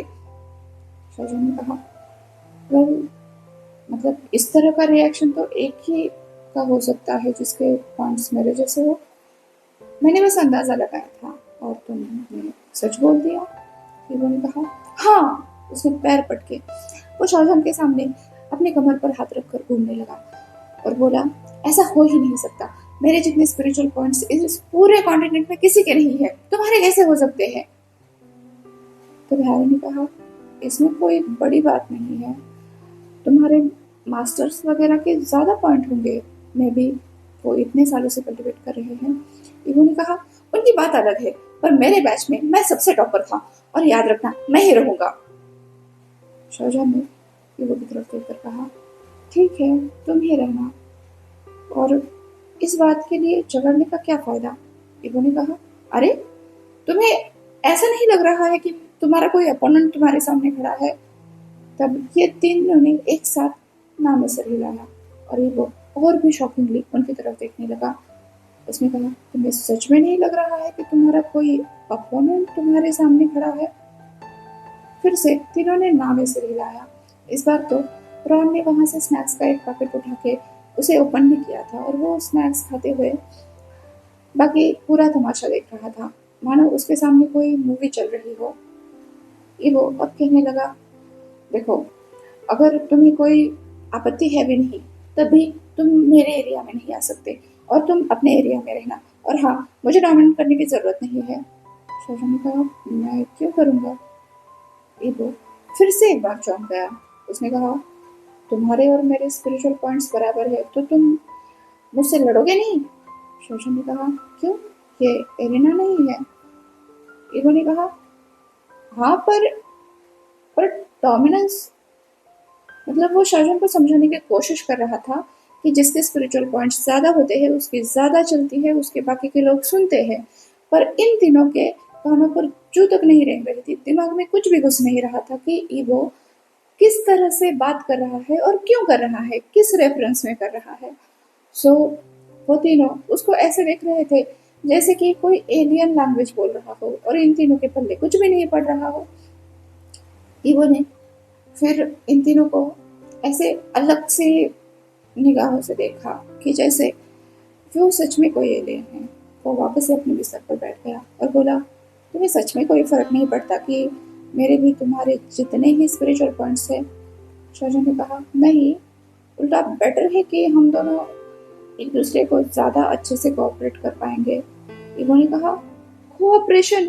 वो तो बोल ही जाओ, हम दोनों के बीच में तो लड़ाई होगी और वो सबसे ज्यादा फेमस लड़ाई होगी यहाँ की, उसके लिए तो सबसे ज्यादा ऑडियंस आएगी। शाहजहां ने कहा, ओके, फिर हम लड़ लेंगे। ईवो ने कहा, तो तुम अपने ओपोनेंट्स के साथ रूम कैसे शेयर कर सकते हो? शाहजहां ने कहा, वो तो एरेना में होगी ना लड़ाई, तो रूम शेयर करने में क्या दिक्कत है? ईवो ने कहा, हाँ, तुम सच में किसी और कॉन्टिनेंट से आए हो, क्योंकि इस कॉन्टिनेंट में तो ऐसा नहीं होता। शाहजहां ने कहा, तो कैसा होता है? ईवो ने कहा, वेल, यहाँ पर रूल्स कुछ अलग है, मतलब जिसके ज्यादा स्पिरिचुअल पॉइंट्स वो बॉस होता है। हैरी ने कहा, ओह, अब समझे। लेकिन ऐसा मत समझना, हमारे यहाँ पे ऐसा नहीं होता। मतलब हमारे यहाँ पर दोस्ती ज़्यादा मैटर करती है। तो तुम जैसे भी हो, अगर तुम दोस्त हो तो तुम अपने दोस्त के लिए कुछ भी कर सकते हो। कि वो अब इन तीनों की तरफ ऐसे देख रहा था जैसे कि उन्होंने कोई नया आविष्कार किया हो। इवो ने कहा, दोस्ती? शाहजहां, हैरी और रॉन ने फिर से हमें सिर हिलाया। इवो ने कहा, तो तुम तीनों दोस्त हो? इन तीनों ने फिर से हमें सिर हिलाया। इवो ने कहा, तो अगर मैं इस 45 वाले बंदे पर हमला करूंगा तो तुम दोनों उसे बचाने के लिए आओगे? डेफिनेटली, हैरी और शाहजहां एक साथ बोल पड़े। इवो ने कहा, इंटरेस्टिंग, और अगर मैं तुम्हारा दोस्त बन गया तो तुम मुझे भी बचाने आ सकते हो? तब ये तीनों बोले, डेफिनेटली। ये तो काफी अजीब है, वो बोला। हैरी ने कहा, अजीब नहीं है, बस तुम्हें इस बारे में पता नहीं है। हमारे कॉन्टिनेंट में, हमारे यूनिवर्स में दोस्ती पे बहुत ज़्यादा भरोसा किया जाता है। जैसे देखो, मैं, रॉन और हरमाइनी कितने अच्छे दोस्त थे और अब हमें नया दोस्त भी मिला है, शाहजहां। इवो ने कहा, और एक नया दोस्त भी मिला है, फांगी हो। उसने अपना हाथ आगे बढ़ाया और ये तीनों भी अब एक दूसरे के साथ, मतलब सबने मुट्ठी बंद की और एक दूसरे को वो मुट्ठी से मुट्ठी टकरा कर उनके वाला नमस्ते करने लगे। मतलब एक नई इजाद जो कि ईवो को बहुत अच्छी लगने लगी। फिर उसने कहा, अगर हमारे बीच में मुकाबला भी हो तब भी हम ऐसे ही रहेंगे? शाहजहां ने कहा, हाँ बिल्कुल, क्योंकि वो तो मैच है और एक्सपीरियंस के लिए होती है, उसके बाद तो हम दोस्त रह सकते हैं। ईवो ने कहा, ये तो बहुत बढ़िया बात है, और अगर हम में से किसी पे भी मुसीबत आए तो हम एक दूसरे की हेल्प के लिए जाएंगे। उन सब लोगों ने हमें सिर हिलाया। ईवो को अभी नए दोस्त पाकर बहुत अच्छा लगने लगा। सो ईवो और शाहजहां की इस तरह से दोस्ती हो गई। मतलब नई थी, एक दूसरे को नहीं जानते थे, फिर भी एटलीस्ट वो कंपटीशन वाला तो फेज नहीं था। सो उन दोनों को वहां पर छोड़कर वहां से हैरी और रॉन निकल गए। अभी वो अपने ही बेड पर बैठा हुआ कुछ इधर उधर देख रहा था। वो चाहता था कि वो शाहजहां से बात करे, लेकिन उसे समझ नहीं आ रहा था कि बात क्या करे। इधर शाहजहां आराम से एक बुक निकाल कर बैठा हुआ था। जब भी वो काफी देर तक अपने पैर को टैप करता रहा तो शाहजहां ने कहा, बोलो, क्या बोलना है? इवो तुरंत ही वहां से छलांग लगाकर शाहजहां के बेड पर आ गया और बोला, ये दोस्ती बहुत बढ़िया चीज है। शाहजहां ने कहा, क्यों? इवो ने कहा, इसका मतलब तुम मुझ पर कभी भी हमला नहीं करोगे? शाहजहां ने कहा, हाँ। पर बुक के पीछे उसके चेहरे पर हल्की सी मुस्कुराहट आ गई थी। इवो फिर से बिल्कुल ऐसे एक प्रिंसेस होती है ना, जिसे बहुत कुछ जानना होता है, क्यूरियस वाली प्रिंसेस, बिल्कुल उसकी तरह अपने दोनों हाथ ऐसे बेड पर रख के आगे बढ़ के बोला, इसका मतलब तुम मेरी कोई भी चीज़ खराब नहीं करोगे? शाहजहां ने कहा, हाँ। ईवो ने कहा, इसका मतलब तुम मेरे बिस्तर में कीड़े भी नहीं छोड़ोगे? शाहजहां अब अपनी बुक साइड रख के, मतलब अपने पैर जोड़ के ईवो की तरफ देखते हुए बोला, मैं तुम्हारे बिस्तर पर कीड़े क्यों छोड़ूंगा? ईवो ने कहा, मेरी नींद खराब करने के लिए। शाहजहां ने कहा, डोंट टेल मी कि तुमने ये सब किसी और के साथ किया है। तो ईवो का चेहरा तुरंत मतलब पाउट कर गया वो। उसने कहा, मैंने नहीं किया, पर मेरे साथ ऐसा बहुत बार हुआ है। शाहजहां ने कहा, क्यों? ईवो ने कहा, क्योंकि इससे आपकी नींद पूरी नहीं होती, फिर अगले दिन आप अच्छे से परफॉर्म नहीं कर पाते। शाहजहां ने कहा, रिडिकुलस, ऐसा कौन करता है भला, और इससे सच में फर्क पड़ता है? ईवो ने कहा, वेल, ज़्यादा तो नहीं पड़ता, पर कुछ कुछ लोग जिनके सेम स्पिरिचुअल पॉइंट्स है वो हार भी जाते हैं अगर उनकी नींद पूरी नहीं हुई। शाहजहां ने कहा, चिंता मत करो, मैं तुम्हारे साथ ऐसा कुछ नहीं करूँगा। प्रॉमिस? ईवो ने पूछा। शाहजहां ने कहा, हाँ, प्रॉमिस।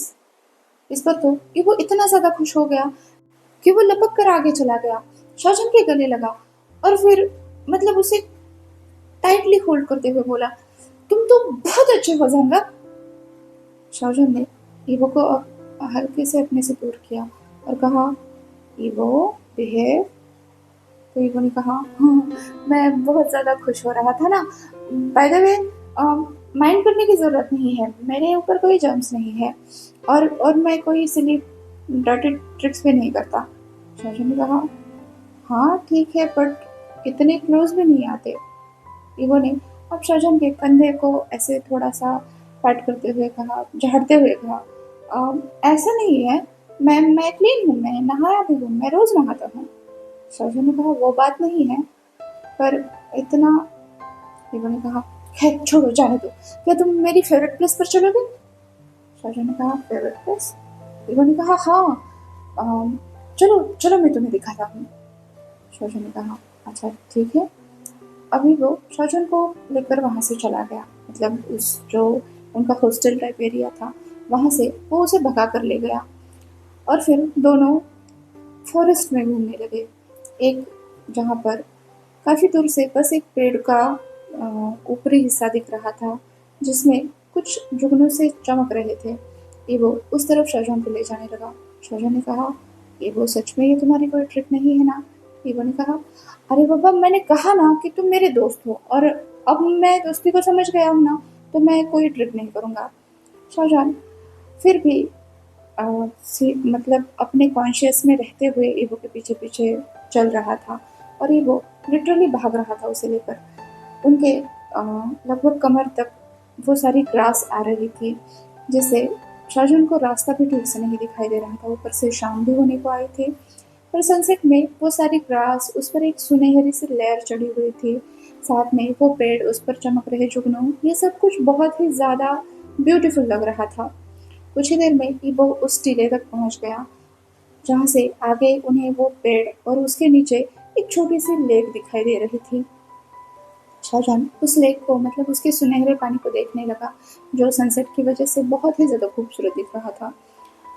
उस लेक को देखते हुए मतलब शाहजहां एक पल के लिए उसमें खो गया। ईवो ने कहा, देखा, मैंने कहा था ना तुम्हें ये जगह बहुत पसंद आएगी। अभी वो आगे बढ़ने लगा, मतलब उसने शाहजहां का हाथ छोड़ दिया और शाहजहां उस लेक को ज़्यादा गौर से देखने लगा। हबीबो ने अपने जूते उतारे और फिर उस लेक में उसने अपने पैर डाल दिए और फिर शाहजहां की तरफ इशारा करते हुए बोला, आओ यहाँ पर बैठो। वो एक पत्थर पर बैठा हुआ था।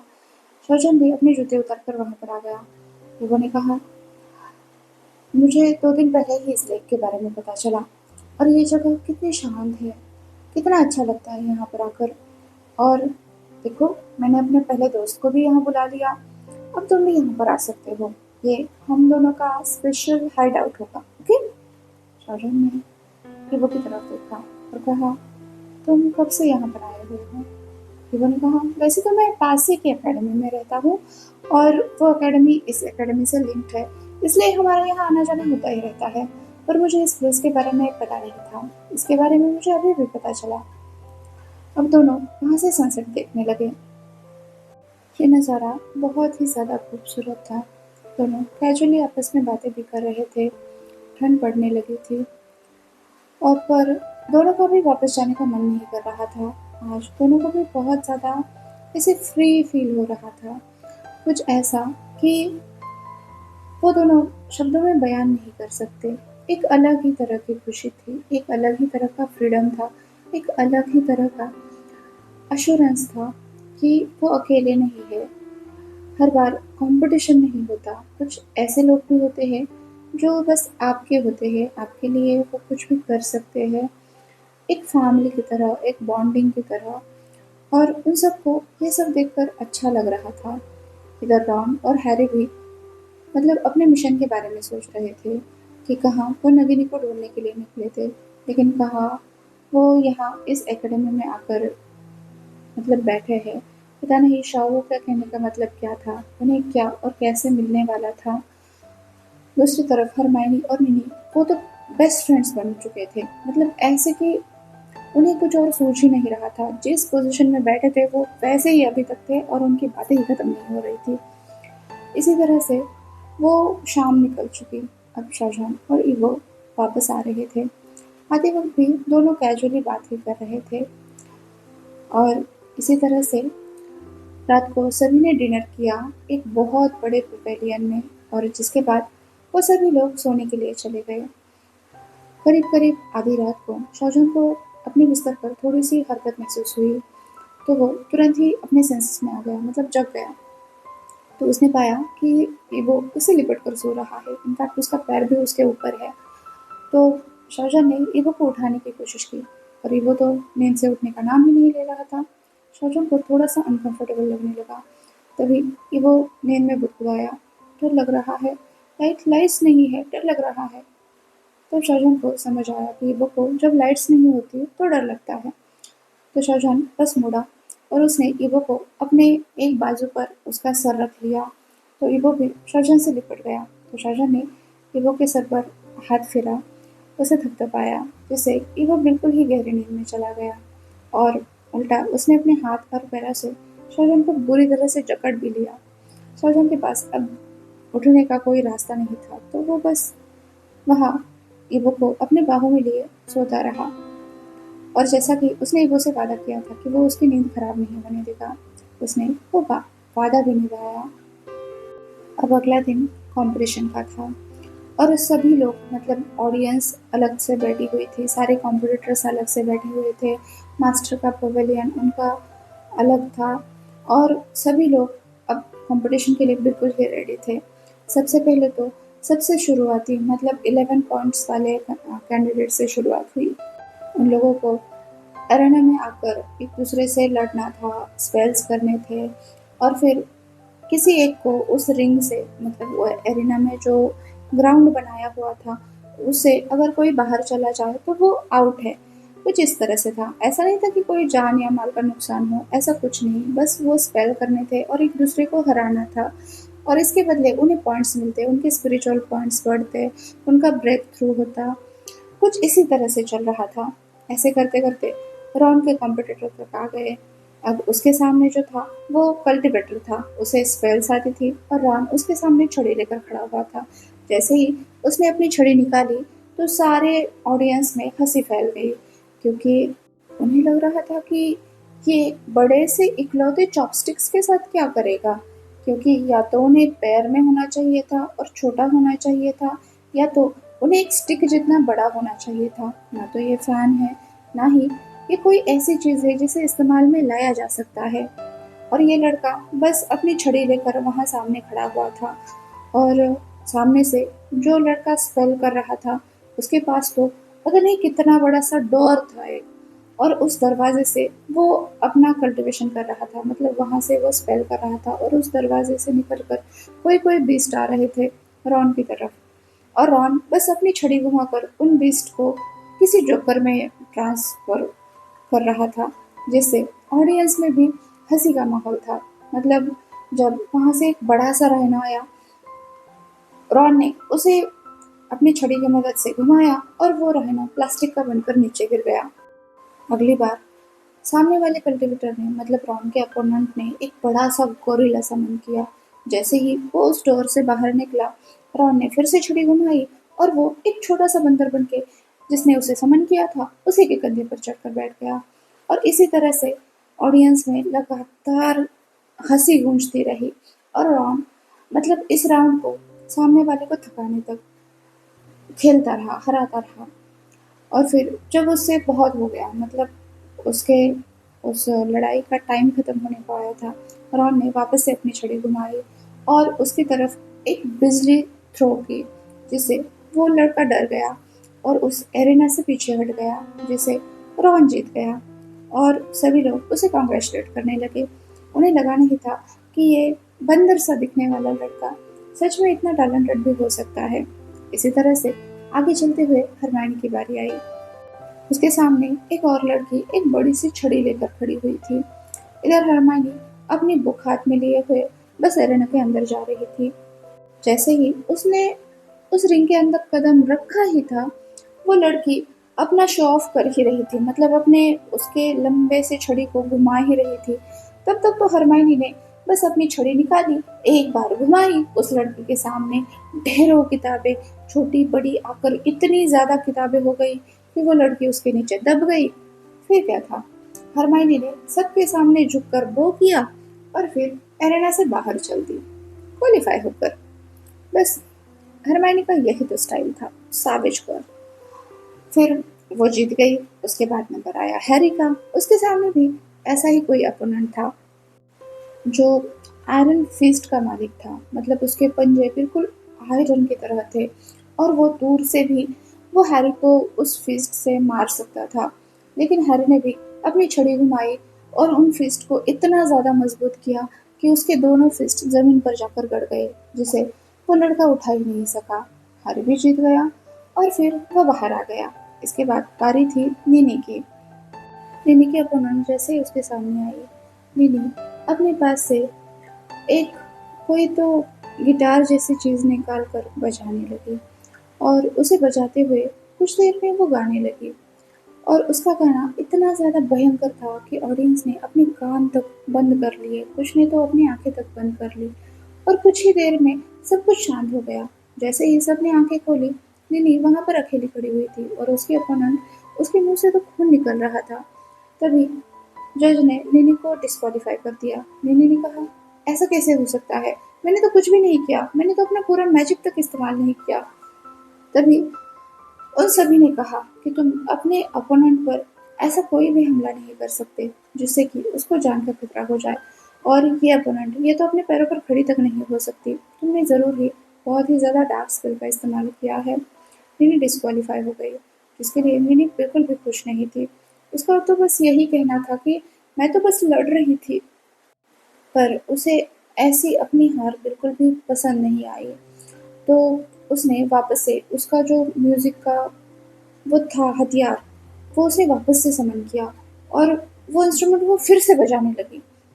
इस बार तो और भी ज़्यादा तेज और भी ज़्यादा क्रूएल्टी से, जिस वजह से सभी लोगों को बहुत ज़्यादा तकलीफ होने लगी। लोगों के कानों से आंखों से खून तक आने लगा। कुछ कुछ लोग खून की उल्टियाँ करके बेहोश होने लगे। तभी ईबो सामने आया और नैनी के सामने आकर खड़ा हुआ। उसने जोर से आवाज़ लगाते हुए नैनी को जगाया और कहा, ये तुम क्या कर रही हो, लोगों को परेशान करना बंद करो। पर तभी नैनी जोर से हंसते हुए बोली, लड़के तुम क्या मरना चाहते हो, ऐसे यहाँ मेरे सामने आकर तुम अपनी मौत को दावत दे रहे हो।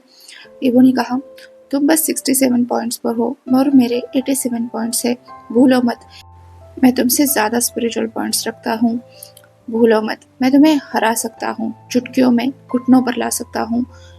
पर इस बात पर तो नीनी और भी जोर से हंसने लगी। उसने कहा, अच्छा ऐसी बात है, फिर तो मेरा सामना करके दिखाओ। ये कहते हुए उसने अपना इंस्ट्रूमेंट वापस से बजाया और जैसे ही उसने इंस्ट्रूमेंट बजाया उसकी तरफ से एक लहर सी आई और ईबो पीछे धकेला गया। ईबो को मतलब इस बात का अंदाज़ा ही नहीं था कि उस लहर में इतनी ज़्यादा पावर कैसे हो सकती है। क्या इस लड़की ने अपनी स्पिरिचुअल ताकत छुपा कर रखी थी? इस बात से तो बाकी सभी लोग भी शॉक हो गए, न सिर्फ वहाँ के मास्टर्स बल्कि सारी ऑडियंस भी। कहने लगी कि इस लड़की ने ज़रूर ही अपना भेष बदला हुआ है। वहाँ का होस्ट जैसे ही ईवो की मदद के लिए जाने वाला था, तभी मास्टर मो ने उनको रोकते हुए कहा, ईवो हमारे एकेडमी का सबसे होनहार स्टूडेंट है, ज़रा देखे तो सही कि वो मुश्किलों का सामना कैसे करता है। मास्टर मो ने तो होस्ट को वहीं रोक दिया। इधर ईवो की हालत बिल्कुल भी सही नहीं लग रही थी। उसे अंदाज़ा हो गया था कि निनी की ताकत जितनी वो दिखा रही है उतनी है नहीं। दूसरी तरफ निनी, वो तो पागलों की तरह बस हंसते जा रही थी और लगातार ईवो पर वार करते जा रही थी। इधर ईवो लगातार छलांग लगाते हुए, कभी कूदते हुए, कभी अपने शरीर को मोड़ते हुए हर एक हमले को डॉज करता जा रहा था, पर बिल्कुल भी हार नहीं मान रहा था। तभी उसने अपने हाथ से कुछ साइंस बनाए और निनी की तरफ उस जादू को थ्रो किया। निनी ने बस अपने एक ही स्ट्रिंग को चलाकर उस जादू को वहीं पर डिस्ट्रॉय कर दिया। उस स्पेल को डिस्ट्रॉय करने के बाद निनी वापस से जोर से हंसने लगी। उसने कहा, तुम मेरा मुकाबला नहीं कर सकते। हीबो ने कहा, मैं तो नहीं कर सकता, पर हम कर सकते हैं। इस बात से निनी थोड़ा सा कंफ्यूज हो गई। तभी ईवो के साथ साथ वहां पर एरिना में उसके सारे दोस्त कूद गए। शाहजहान, हैरी, रॉन और उसके साथ साथ हरमायनी भी। निनी ने जैसे ही हरमायनी को अपने सामने देखा, वैसे ही वो थोड़ी सी बाइबल सी हो गई, जैसे कंफ्यूज हो गई हो, क्योंकि जो डार्क एनर्जी उस पर हावी हो रही थी उसमें थोड़े से वाइब्रेशन से आने लगी थी।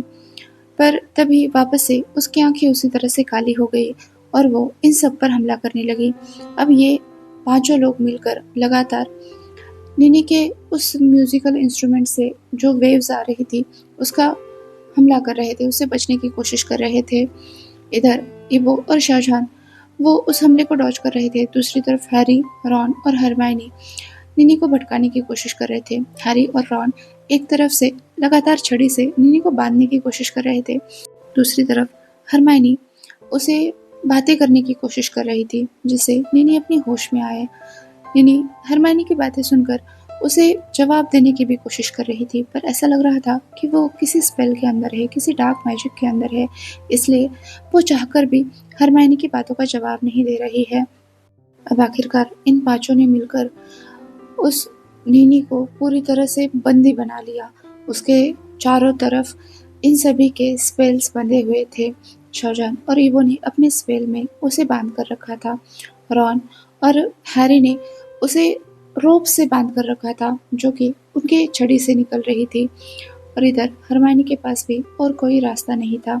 वो भी नीनी की तरफ नम आंखों से देखते हुए कह रही थी, नीनी वापस लौट कर आओ, तुम ऐसी नहीं हो, तुम एक बहुत ही प्यारी लड़की हो। लेकिन नीनी, जिसके हाथ बंधे हुए होने के बावजूद भी वो लगातार इन पर हमला करने की कोशिश कर रही थी। उसके हाथ से उसका इंस्ट्रूमेंट तक छूटकर नीचे गिर गया था। जब हरमायनी को समझ आया कि वो अपने इंस्ट्रूमेंट को अपने मैजिक से उठाने की कोशिश कर रही है, तो हरमायनी ने तुरंत एक मंत्र बोलकर उस इंस्ट्रूमेंट को ही डिस्ट्रॉय कर दिया। और जैसे ही वो इंस्ट्रूमेंट डिस्ट्रॉय हुआ, उससे बहुत ही काला धुआं सा निकलने लगा। सभी लोग वो धुआं देखकर शॉक हो गए और वो धुआं नीनी ने इनहेल कर लिया। और जैसे ही उसने वो धुआं इनहेल कर लिया, एक ही झटके के साथ उसके ऊपर से पूरे मैजिक टूटकर तार तार हो गए। एक तरफ शाहजहान और ईवो वो गिरते गिरते बच गए और हैरी और रॉन का भी हाल अलग नहीं था। दूसरी तरफ हरमायनी उस नीनी को बदलते हुए देख रही थी, जिसने अपना शेप शिफ्ट कर लिया और वो एक बड़े से ब्लैक सर्पेंट में बदल गई। Black serpent? शाहजहान और ईवो एक साथ बोले, पर दूसरी तरफ हैरी, रॉन और हरमायनी कह रहे थे, नगीनी। मतलब उसकी आधी बॉडी तो सांप की थी, पर उसके ऊपर निनी का आधी बॉडी थी, कमर से ऊपर की। निनी हरमायनी की तरफ देखकर कह रही थी, मुझे तुमसे ऐसी उम्मीद नहीं थी। तुम कभी मेरी दोस्त नहीं हो सकती। हरमायनी एक एक कदम उसकी तरफ बढ़ते हुए कहने लगी, निनी, तुम ऐसी लड़की नहीं हो, तुम दिल की बहुत अच्छी लड़की हो। पर निनी हंसते हुए बोलने लगी, नहीं, मैं तुम पर यकीन नहीं कर सकती। तुम सब एक जैसे हो, तुम सबके सब एक जैसे हो। हरमायनी की आंखों में आंसू आ गए। रॉन और हैरी तुरंत ही उसके पास पहुंच गए। पहली बार हरमायनी पर कोई धोखाधड़ी का आरोप लगा रहा था, जबकि वो तो कितने अच्छे से दोस्ती निभाती है, अपनी जान तक की परवाह नहीं करती। हरमानी से ये सब सहा नहीं जा रहा था। दूसरी तरफ नगिनी ने अपने हाथ फोल्ड कर लिए थे, वो तुरंत ही खोल दिए और उसके अंदर से बहुत ही ज़्यादा एनर्जी अनलीश होने लगी। वो तुरंत ही ये देखकर नगिनी के सामने आ गया, उस एनर्जी का मुकाबला करने लगा, अलग अलग स्पेल कास्ट करने लगा, पर उसकी स्पेल नगिनी के उस जादू के आगे कमज़ोर पड़ रही थी। दूसरी तरफ शाहजहां तो कुछ देर के लिए फ्रीज ही हो गया। उसे नगिनी के अंदर से बिल्कुल वही एनर्जी महसूस हो रही थी जो उसके अंदर है, बस उसके अंदर की एनर्जी प्योर वाइट थी और नगिनी के अंदर प्योर ब्लैक एनर्जी थी। हाँ, ये तांगसान का वही पहला इसेंस था जिसे शाओवू पकड़ नहीं पाई थी और सेम इसेंस से शाहजहां भी बना था, इसलिए वो नगिनी की एनर्जी को समझ पा रहा था। उसने जैसे ही देखा कि वो घायल हो रहा है, वो तुरंत ही इवो की ढाल बनकर उसके सामने आया और उसने नगिनी को चैलेंज करते हुए अपने ऊपर हमला करने के लिए कहा। नगिनी तो जैसे बस इसी चीज़ का इंतज़ार कर रही थी। वो लगातार अब शाहजहां पर हमला करने लगी और शाहजहां भी अपने पास से एक तलवार निकालकर नगिनी का मुकाबला करने लगा। उसकी स्पीड बिल्कुल ही नगिनी से मैच कर रही थी। इधर इवो जो कि घायल हो चुका था, उसके मुंह से खून आ रहा था। वो शाहजहां को बस देखते ही जा रहा था कि कितनी तेजी से वो हरकत कर रहा है, कितनी तेजी से घूम रहा है, जैसे नगिनी और उसका बिल्कुल ही मैच हो रहा है। अब ये एरेना किसी और का नहीं बचा था। इवो भी एरेना से बाहर आ चुका था। हैरी, रॉन और हरमाइनी तो कब के बाहर निकल चुके थे। एरेना में बस शाहजहां और नगिनी थे और दोनों लगातार लड़ते जा रहे थे, एक पे एक वार करते जा रहे थे, जैसे दोनों भी पूरी तरह से पागल हो चुके हो। वैसे शाहजहां नगिनी पर अटैक नहीं कर रहा था, वो तो बस खुद को और बाकी के एरेना को बचाने की कोशिश कर रहा था। इवो लगातार शाहजहां की तरफ ही देखे जा रहा था। अब नगिनी अपने कई सारे रूपों में स्प्लिट हो गई और शाहजहां को उसने 2-3 तरफ से घेरने की कोशिश की। इवो भी ये देखकर चौंक गया। अब तक तो वो भी थोड़ा बहुत स्टेबल हो चुका था। तो जैसे ही नगिनी ने 2 तरफ से शाहजहां पर वार कर दिया, शाहजहां ने उनको तो रास्ते में रोक दिया, पर तीसरी तरफ से जैसे ही नगिनी ने वार किया, शाहजहां उस चीज़ पर ध्यान नहीं दे पाया। तो वो तुरंत ही शाहजहां के पीछे आ गया और उसने नगिनी के उस वार को रोक लिया। नगिनी वापस से स्प्लिट होने लगी। उसने अपने 5 रूप बना दिए। अब ये पांचों भी दोस्त उस अरेना में आकर वापस से नगिनी से लड़ने लग गए। सभी लोग अपनी जान की बाजी लगा रहे थे, पर नगिनी के ताकत के आगे किसी की भी चल नहीं रही थी। शाहजहां जो लगातार नगिनी से लड़ रहा था, वो अब काफ़ी ज़्यादा थक चुका था। अब उससे और ज़्यादा स्पेल्स कास्ट नहीं किए जा रहे थे, ना ही उसकी तलवार चल रही थी। उसके मुंह से खून आने लगा था। बाकी लोगों की भी हालत ऐसी ही थी। सभी लोग थक चुके थे, पर फिर भी लगातार लड़ते जा रहे थे।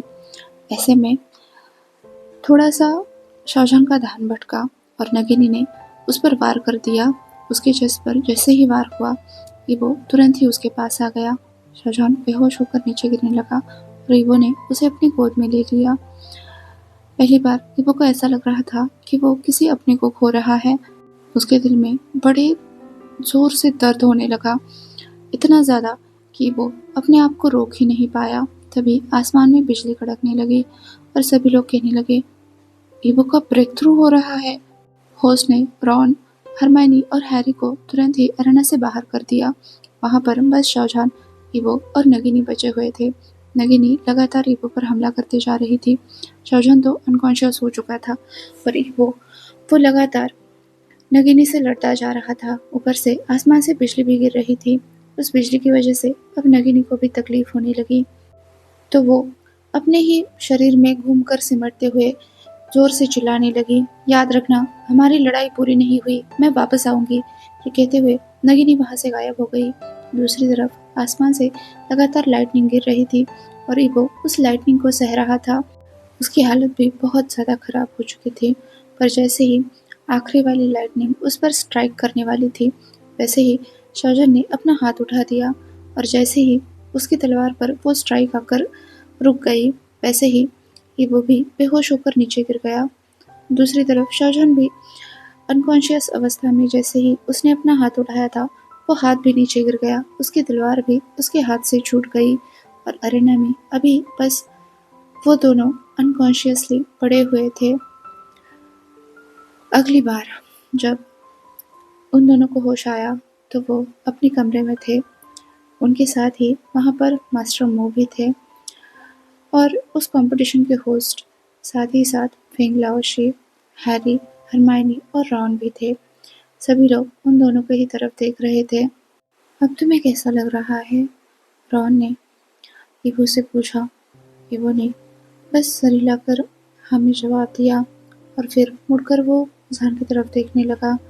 जहान भी धीरे धीरे आंखें खोलते हुए ईवो की तरफ ही देख रहा था कि ईवो ठीक है या नहीं। जब ईवो के चेहरे पर हल्की सी मुस्कुराहट आ गई तो जहान के चेहरे पर भी एक प्यारी सी मुस्कुराहट आ गई। हैरी ने उससे पूछा, तुम ठीक तो हो ना? शाहजहां ने हमें सर हिलाया। अब दोनों को भी उठाकर बिठा दिया गया, मतलब बेड रेस्ट से वो सटकर बैठ गए। अब मास्टर मो जो उनके सामने ही खड़े थे वो काफ़ी गंभीर लग रहे थे। तो हरमायनी ने उससे पूछा, मास्टर क्या बात है? क्या कोई बहुत बड़ी बात हुई है? क्या ये कंपटीशन बस एक कंपटीशन नहीं था? क्या उससे भी बड़ी चीज़ है? तब मास्टर मो दूर आनंद में देखते हुए कहने लगे, हमारे एंसेस्टर्स ने एक प्रोफेसी कर रखी थी। उनका कहना था कि एक सुप्रीम गॉड के एसेंस से एक ब्लैक सर्पेंट पैदा होगा और फिर वो ह्यूमैनिटी को ख़त्म करने पर तुलेगा। हरमायनी ने कहा, नगिनी, नगिनी वो सर्पेंट है क्या? वही? हरमायनी, रॉन और हैरी एक दूसरे की तरफ देखने लगे। वो समझ गए थे जो शाओ कह रही थी कि तांगसान की पहली अनलिस्टेड एनर्जी वो पकड़ नहीं पाए थे, गलती से उसे यूनिवर्स में ट्रांसपोर्ट कर दिया था, तो वो नगिनी बन गई है। जो कभी हमारे यूनिवर्स का हिस्सा थी वो अब इस कॉन्टिनेंट पर आ गई है। पर हम उसका मुकाबला कैसे कर सकते हैं? हरमायनी पूछने लगी। तो मास्टर मो आगे बताने लगे, वो सुप्रीम गॉड की ताकत होगी, पर उसे बचाने के लिए किसी और सुप्रीम गॉड का आना होगा। जब दो गॉड्स मिलेंगे तब उनके मिलन से एक ऐसा स्पेल बनेगा जो उस सर्पेंट को हरा देगा। हरमायनी कहने लगी, दो गॉड्स मिलेंगे? ऐसा कैसे हो सकता है? क्योंकि जहाँ तक उन्हें पता था शाहजहां तो गॉड का हिस्सा है, लेकिन कोई और किसी और गॉड का हिस्सा शाहजहां से मिलेगा, ऐसा कैसे हो सकता है?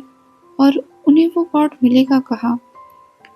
वेल, अभी तो ये सब बातें कहने की जगह नहीं थी। उनके दोस्त अभी अभी तो रिकवर हो रहे थे, सो इन तीनों ने चुप्पी बनाए रखी। मास्टर मो वो प्रोफेसर कहकर शाहजहां और ईवो को अपना ख्याल रखने के लिए कहकर वहाँ से चले गए। अब हरमायनी, रॉन और हैरी तीनों अपने दोस्तों के सामने बैठ गए। शाहजहां जो खुद भी नहीं जानता था कि वो एक गॉड का हिस्सा है, एक तरह से वो भी एक गॉड ही है। उसे ये सब जानकर काफ़ी बेचैनी से महसूस हो रही थी। दूसरी तरफ ईवो था जो बिल्कुल ही रिलैक्स था, मतलब वहाँ पर जो फल पड़े हुए थे वो उन्हें खाने लगा। तो रॉन ने कहा, तुम्हें परेशानी नहीं हो रही है? ईवो ने कहा, परेशानी किस बात की? तो हैरी ने कहा, अभी अभी तुमने सुना ना वो प्रोफेसर के बारे में, वो सरपंच के बारे में, नगिनी के बारे में? ईवो ने कहा, उसका क्या है? उसे तो हम यूं ही ढूंढ कर मार देंगे। तो शाहजहां ने चौंक कर ईवो की तरफ देखकर कहा, ईवो? तो ईवो ने कहा, जब तक मेरे दोस्त मेरे साथ है मुझे किसी चीज़ का डर नहीं है। अगली बार वो दिखेगी ना तो देख लेना, मैं तो उसे कच्चा चबा जाऊंगा। शाहजहां अभी परेशान लग रहा था, तो हरमायनी ने उसके पास जाते हुए कहा, चिंता मत करो, सब सही हो जाएगा। शाहजहां ने कहा, और फिर हैरी, रॉन और हरमायनी उन तीनों को आराम करने के लिए कहकर वहाँ से चले गए। इधर ईवो वापस से अपने फल खाने लगा और शाहजहां बस आंखें मूंद करके वहीं पर लेटा रहा। ईवो जो थोड़ी देर तक अपने फल खाने में मशरूफ था, उसने देखा कि जहान पर कुछ भी बोल नहीं रहे हैं, तो वो तुरंत ही अपने बेड पर से उठकर जहान के पास आ गया। उसने कहा, जहान? हाँ, शाहजहां बोला। ईवो ने कहा, आप सो कैसे सकते हो? शाहजहां ने कहा, तो क्या करूं? ईवो ने कहा, फल खाओ, देखो कितने प्यारे प्यारे फल हैं। वैसे भी इतने एक्सपेंसिव फल हमेशा नहीं मिलते, जब आप बहुत ज़्यादा बीमार होते हो तभी मिलते हैं। शाहजहां ने कहा, तुम खा लो। ईबो ने कहा, आपके हिस्से के भी? शाहजहां ने कहा, हाँ ठीक है, तुम मेरे हिस्से के भी खा लो। ईबो ने कहा, देखो इतना कोई किसी पे मेहरबान नहीं होता, खासकर स्पिरिचुअल फल तो कोई किसी को नहीं देता। शाहजहां ने कहा, कोई बात नहीं, तुम्हें रिकवर होने की ज़रूरत है, तुम खा लो। ईबो ने कहा, देखना, फिर अगर मैं एक बार खा जाऊंगा तो मैं तुम्हें वापस नहीं दूंगा। शाहजहां ने कहा, कोई बात नहीं, तुम खा लो। यह कहकर उसने फिर से अपनी आंखें मूंद ली। ईबो ने कहा, मुझे क्या करना है, स्पिरिचुअल एनर्जी मेरी बढ़ेगी, तुम तो वैसे के वैसे ही रहोगे। वैसे भी अभी मेरा ब्रेक थ्रू हो चुका है, तो मुझे तो बहुत सारी स्पिरिचुअल एनर्जी की ज़रूरत है। यह कहते हुए ईबो शाहजहां की भी फल खाने लगा। शाहजहां ने अपनी करवट बदल ली और वो दीवार की तरफ मुँह करके वापस से सोने की कोशिश करने लगा। इधर ईबो तो बस बोलते ही जा रहा था, मतलब शाहजहां से कह रहा था कि हर एक फल की क्या विशेषता होती है। शाहजहां ने कहा, ईबो जाकर अपने बिस्तर पर लेट जाओ। ईबो ने कहा, नहीं बाबा, मुझे तो डर लगता है, मैं तो यही सोऊंगा।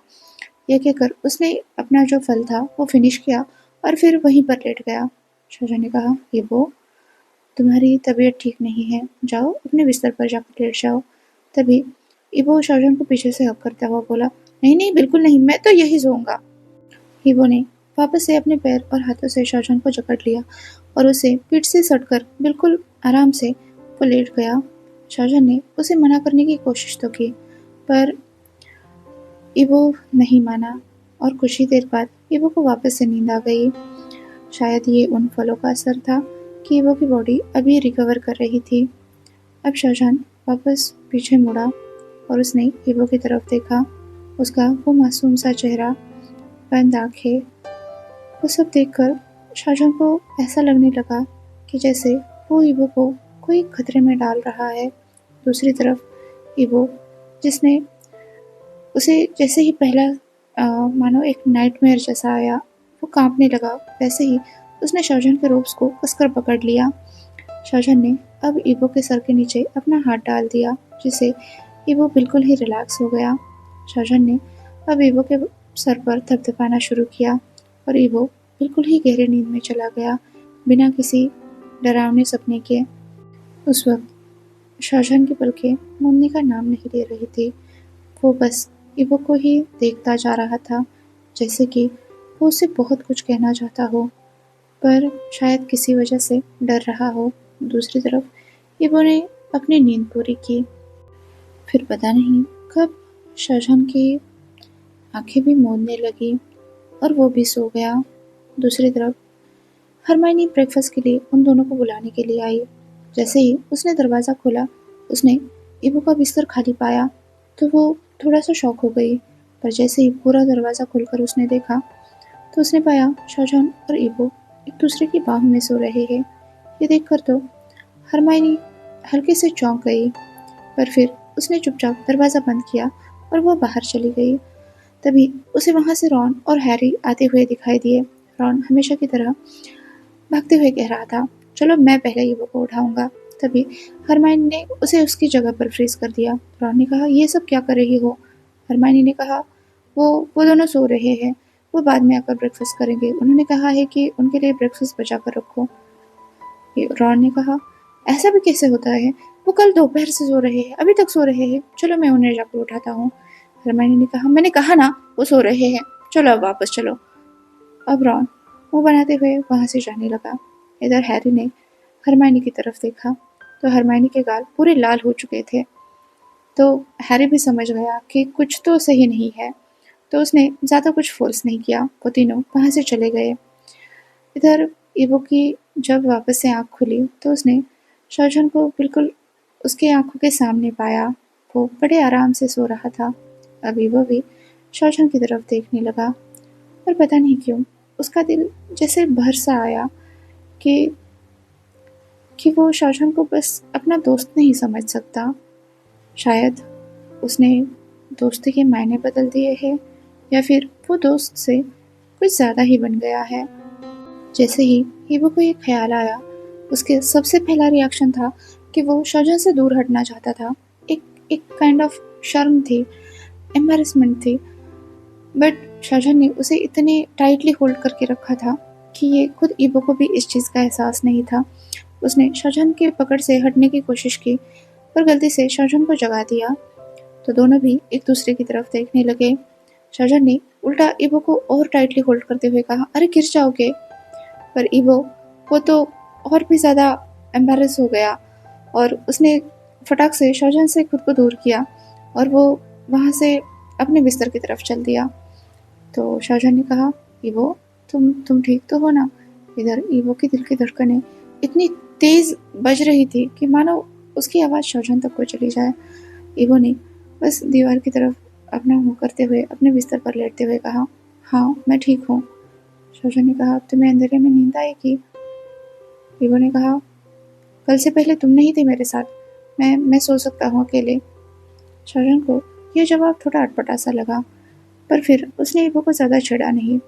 वो भी वापस दीवार की तरफ मुंह करके सो गया।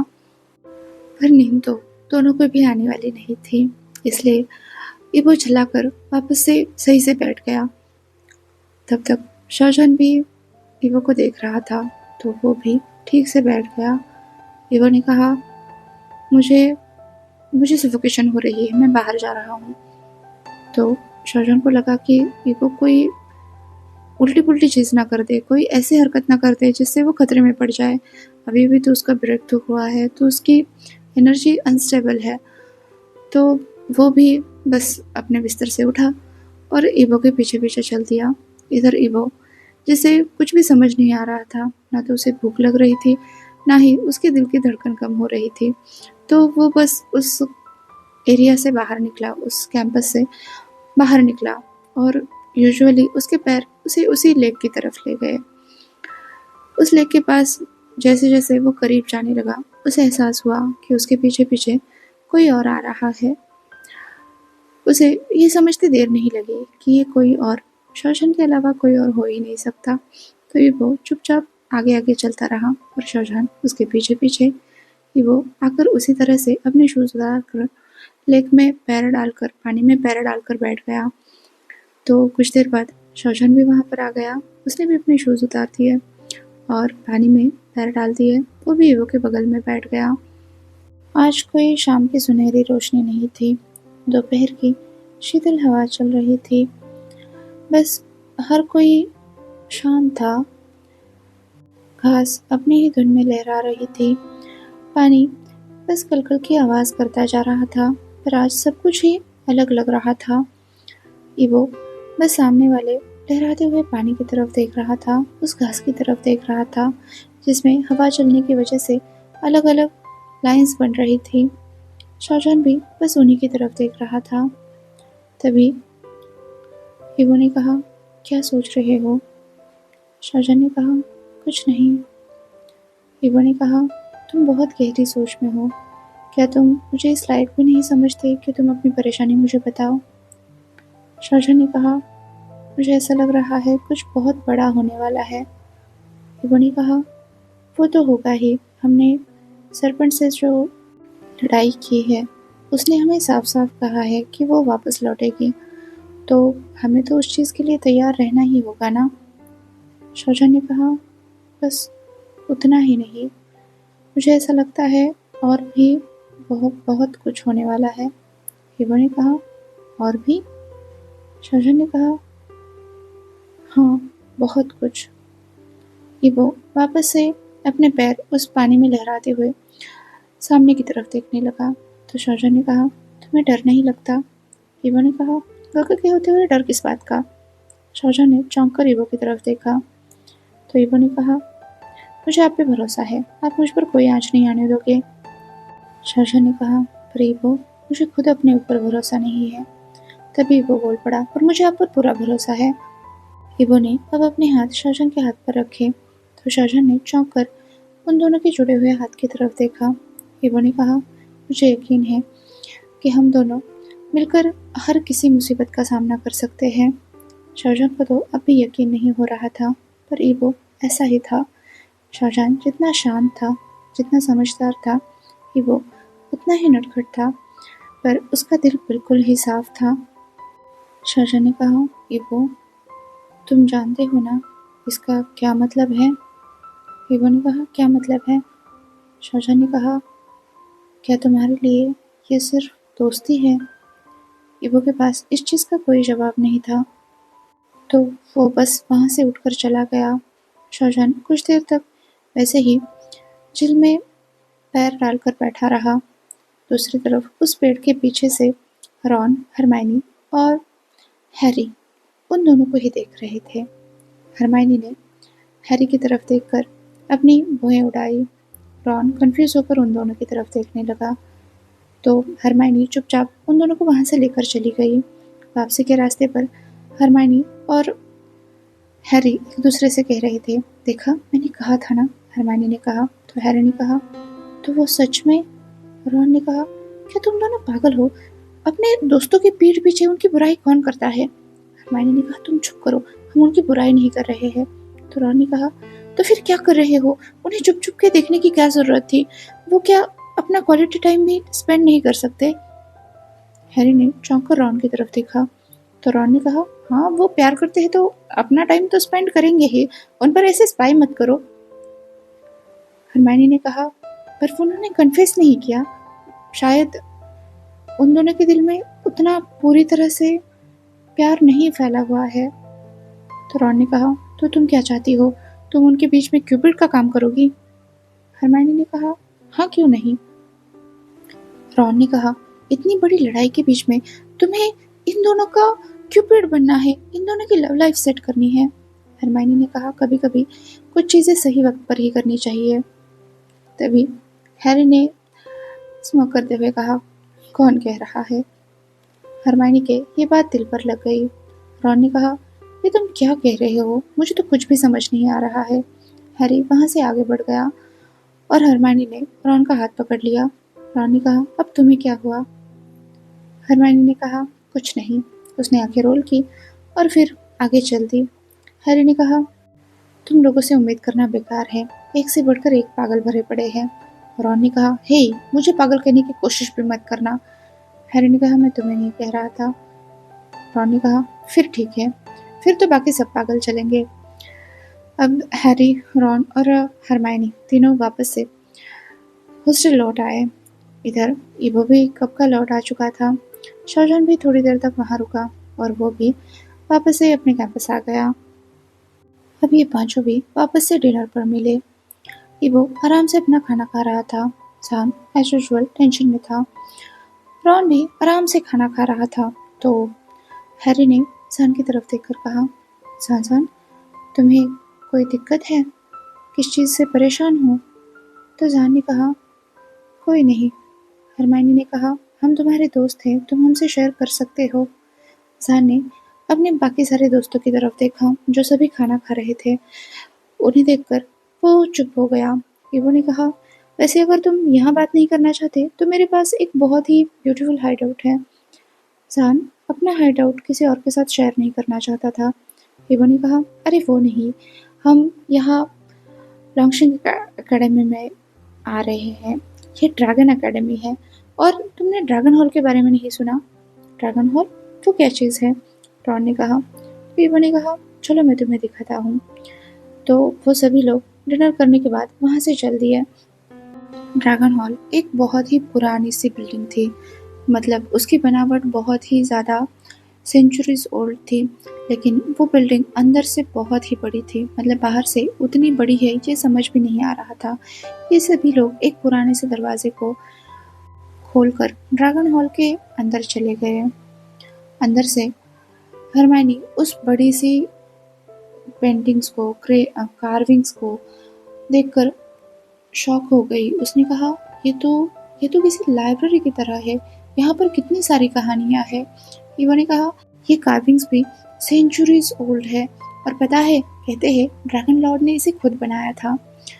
अब ये चारों दोस्त, मतलब इवो को छोड़कर बाकी चारों लोग उन कार्विंग्स को देखने लगे। रॉन थोड़ी ही देर में बोर हो गया और इवो के पास आकर बैठ गया।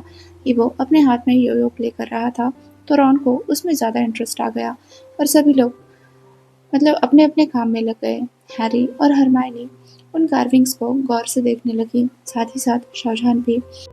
उन कार्विंग्स में बहुत सारे अलग अलग तरह के कार्विंग्स थे, पेंटिंग्स थे, जिसमें ड्रैगन ने किन किन के साथ लड़ाई की, फिर उसने अपने 20 दोस्तों को कैसे बनाया, कैसे उसने लॉन्गशिंग एकेडमी की नींव रखी और किस तरह से फिर ये एकेडमी बहुत बड़ी हो गई, फिर कैसे वो अपने मॉर्टल शरीर यहीं छोड़कर इमॉर्टलिटी की राह पर निकल गए। इन सब के बारे में वो सारी कार्विंग्स थी। उन कार्विंग्स को देखते हुए वो सभी लोग आगे बढ़ रहे थे। तभी एक कार्विंग के सामने हरमाइनी आकर रुक गई। इधर शाहजहान और हैरी उस पर ज़्यादा ध्यान नहीं दे रहे थे, मतलब वो अपने अपने आगे की कार्विंग्स देखने में लगे हुए थे, ड्रैगन के उस सारे संघर्षों के बारे में देख रहे थे, जान रहे थे। तभी हरमाइनी उसी कार्विंग्स पर आकर रुक गई, उसकी आंखें नम हो गई। तभी हैरी और शाहजहान ने उसे नोटिस किया, तो वो उसके पास आ गए और उससे पूछने लगे कि क्या हुआ। तो हरमाइनी ने कहा, ये देखो, इनका अधूरा प्यार। उन कार्विंग्स पर एक तरफ एक योद्धा की तस्वीर थी और उसकी एक शैडो थी, और दूसरी तरफ दूसरे योद्धा की तस्वीर थी जिसके छाती पर कोई तो तलवार लगी हुई थी और उनके बीच में बहुत सारा फासला था। हरमाइनी ने कहा, देखा, एक योद्धा को तो उसका प्यार मिल गया, पर दूसरा, वो तो उस तक पहुंच भी नहीं पाया, जैसे उनके बीच में सदियों का फासला हो। हैरी और शाहजहान उस कार्विंग्स को देख ही रहे थे, मतलब समझ भी नहीं पा रहे थे कि हरमाइनी ने ये कैसे अंदाजा लगा लिया। तब हरमाइनी समझाने लगी, देखो, इस योद्धा की शैडो वो भी उसके समान ही ताकतवर है, पर ये देखो, दूसरे योद्धा, उसके शैडो ने ही उसके चेस्ट में ये तलवार घुसाई है। ऐसा लग रहा है उसे प्यार में धोखा मिला है, और इस योद्धा ने अपना हाथ सामने वाले योद्धा की तरफ किया है, जैसे कि वो उससे प्यार करता हो। शायद ये दोनों भी इनकी लवर्स होंगी। एक का तो प्यार सफल रहा, पर एक का अधूरा, और शायद ये दोनों तरफ से अधूरा प्यार यही इस चीज का सिंबल है। तभी हैरी ने उस पहले योद्धा की तरफ देखकर कहा, देखो, इसके पीछे ये 6 आकार बने हैं, ये तो तानसेन की तरह लग रहे हैं ना। शाहजहान के कान तुरंत खड़े हो गए। तानसेन की तरह? उसने कहा। तो हरमाइनी ने बात टालते हुए कहा, तानसेन, हाँ, वो वही सुप्रीम गॉड, उनके भी तो 6 पंख है, और इसके पीछे ये रोशनी की 6 किरणें उन्हीं पंखों की तरह ही लग रही है ना, तो कहीं ये तानसेन तो नहीं है। शाहजहान भी अब उस कार्विंग को गौर से देखने लगा। सच में वो, मतलब, तानसेन के जैसे ही सिंबॉलिक लग रही थी, और तानसेन और शाओ की शादी हो चुकी है, ये तो उसे पता था। शाहजहान ने कहा, फिर अगर ये तानसेन है तो ये दूसरी कार्विंग किसकी है? तब हैरी ने कुछ अंदाजा लगाते हुए कहा, कहीं ये डार्क लॉर्ड तो नहीं है। तानसेन रोशनी के गॉड है और ये डार्क लॉर्ड है। क्या डार्क लॉर्ड तानसेन से प्यार करते थे? शाहजहान ने अपना दिमाग दौड़ाया, पर उसे ऐसा कुछ भी याद नहीं आ रहा था। उसने कहा, नहीं, ऐसा तो कोई गॉड नहीं हुआ, कोई डार्क लॉर्ड नहीं हुआ। अब हरमाइनी ने कहा, हो ना हो, इतिहास में ऐसे कुछ तो राज दफन होंगे जो शायद हर किसी को पता नहीं है। इस बात पर वो तीनों भी अग्री हो गए। इधर इवो और रॉन का वो योयो खेलकर हो ही रहा था। तभी रॉन के हाथ से वो योयो छूट गया और वो किसी तरफ तो लुढ़कते हुए चला गया। इवो ने कहा, ये रास्ता किस तरफ जाता है? मैंने तो पहले कभी नहीं देखा। अब तब तक हरमाइनी और हैरी, शाहजहान की भी उस आवाज़ से उनकी जो बातें चल रही थी वो डिस्टर्ब हो चुकी थी। वो इन दोनों के पास आ गए। अभी वो आगे बढ़ने लगा अपना योयो पकड़ने के लिए, तो वो और भी नीचे जाता ही रहा, जैसे वो सीढ़ियों से नीचे लुढ़क रहा हो। तो रॉन और वो उसके पीछे चल दिए। उसके पीछे पीछे हरमाइनी, हैरी और शाहजहान भी चल दिए। उस हॉल से एक बहुत ही नीचे एक टनल जाता था। उस टनल के एंड पर एक बहुत बड़ा सा दरवाज़ा था। इवो और शाहजहान उस दरवाजे की तरफ देख रहे थे। उस पर भी बहुत अलग अलग सी कार्विंग्स बनी हुई थी। अब सबने दिमाग लगाकर वहाँ से उन कार्विंग्स का मतलब निकाला और उसके ज़रिए वो दरवाज़ा भी खोल दिया। उसके अंदर एक बहुत ही बड़ी गुफा थी। एकदम पिच ब्लैक, मतलब उससे कुछ भी दिखाई नहीं दे रहा था। अचानक से उस गुफा से दो रोशनी चमकने लगी, बिल्कुल लाल। उसे देखकर शाहजहां मानो पज़ेस सा हो गया, उसकी आंखें भी बिल्कुल लाल हो गई। तभी उस गुफा में आवाज गूंजने लगी, आ गए तुम, मुझे कब से तुम दोनों का इंतजार था। जैसे ही वो आवाज गूंज उठी, सभी लोग अलर्ट हो गए, क्योंकि ये कोई आम गुफा तो नहीं थी। वहां पर वो जो अंधेरा था वो धीरे धीरे एक आकार लेने लगा, और तुरंत ही उस सारे धुएं ने मिलकर एक सरपंच का आकार ले लिया, और वापस से नगिनी के हंसने की आवाज सुनाई देने लगी। हैरी, हरमाइनी और रॉन ने तुरंत अपनी वॉन्ड निकाली। वो तीनों भी नगिनी पर वार करने लगे। इधर इवो भी तुरंत ही तैयार हो गया। इस बार तो उसकी शक्ति पहले से भी ज्यादा थी। अब तो वो नगिनी को घायल तक कर पा रहा था। वो चारों लगातार उनसे लड़ते रहे। दूसरी तरफ शाहजहां एक ट्रांस स्टेट में था। वो लगातार वहां से आगे बढ़ता रहा, उन लाल आंखों की तरफ। जैसे ही वो एज से आगे एक कदम बढ़ाने वाला था, तभी इवो ने उसे पीछे खींच लिया और कहा, "सन, संभल के।" शाहजहां तब जाकर होश में आया। इधर हैरी ने चिल्लाते हुए कहा, "नगिनी को हम देख लेते हैं, तुम दोनों जाकर ड्रैगन से वो वेपन लेकर आओ।" ड्रैगन? इवो ने चौंक कर कहा। हरमाइनी ने कहा, "हाँ, जो आंखें सामने देख रही है वो शायद ड्रैगन की है। तुम दोनों जाकर ड्रैगन से वो वेपन लेकर आओ जिससे नगिनी को खत्म किया जा सकता है।" अब इवो और शाहजहां वहां से उड़ चले और वो उस गुफा के दूसरे छोर की तरफ चल दिए। इधर हैरी, हरमाइनी, रॉन तीनों के तीनों उस नगिनी को उलझा कर रखे हुए थे। वो लगातार उस पर हमले किए जा रहे थे और नगिनी भी उनको पलटवार कर रही थी। दूसरी तरफ इवो और शाहजहां गुफा के और अंदर चले गए। वहां से भी एक और टनल था। उस टनल से आगे बढ़ते हुए वो गुफा के बिल्कुल कोर में चले गए, जहां पर उन्होंने एक बहुत बड़ा सा ड्रैगन देखा, जिसकी आंखें अभी अभी उन्हें घूर रही थी। उस ड्रैगन के सामने आते ही उन दोनों ने एक साथ ड्रैगन को बो किया। ड्रैगन ने कहा, "मुझे काफी समय से तुम दोनों का इंतजार था।" इवो ने कहा, "फिर तो आप जल्दी संदेश देकर हमें बुला लेते, मैं तो कब से यहीं पर पड़ता हूँ, मैं आ जाता।" शाहजहां ने उसे गोली मारी तो इवो ने कहा, "क्या जानका।" तभी उस ड्रैगन ने हल्के से मुस्कुराते हुए कहा, "पर तुम अकेले आकर क्या करते, तुम्हारे साथ तुम्हारा प्यार भी तो होना चाहिए था।" ये सुनकर इवो तो मानो चौंक ही गया। शाहजहां ने अब वापस से ड्रैगन के सामने वो करते हुए कहा, "हमें आपसे वो वेपन चाहिए जिससे हम नगिनी को हरा सकते हैं।" इवो ने कहा, "हाँ हाँ, हमें हमें वो वेपन चाहिए।" तभी ड्रैगन ने कहा, "पर वो वेपन तो तुम दोनों को नहीं मिलेगा।" इवो ने कहा, "क्यों? अभी तो आप कह रहे थे कि हम वर्दी है इस चीज के।" ड्रैगन ने कहा, "हाँ, वो वेपन पाने के लिए दो दिलों के सच्चे प्यार का होना जरूरी है। जब तक वो सच्चा प्यार नहीं मिलेगा, वो वेपन भी तुमको नहीं मिलेगा।" अब इवो और शाहजहां ने एक दूसरे की तरफ देखा, जैसे वो ये कहना चाहते हो कि क्या हमारा प्यार सच्चा है। ड्रैगन ने अगर हमें चुना है तो क्या हम उस वेपन को पाएंगे। उनकी आंखों में आशंका थी, जिसे देखकर ड्रैगन तुरंत ही अपने नाक से धुआं छोड़ते हुए बोला, "जिन्हें अपने प्यार पर भरोसा नहीं है, यकीन नहीं है, उनका यहाँ कोई काम नहीं।" ये कहते हुए उसने इन दोनों पर हमला करना शुरू कर दिया। अब इधर नगिनी से ये तीनों लड़ रहे थे, हैरी, हरमाइनी और रॉन, और दूसरी तरफ ड्रैगन से इवो और शाहजहां लड़ रहे थे। ड्रैगन ने अपने ब्रेथ से इन दोनों पर हमला कर दिया। शाहजहां ने अपनी तलवार से उसे रोक लिया। तभी इवो भी अपने स्पेल्स करने लगा।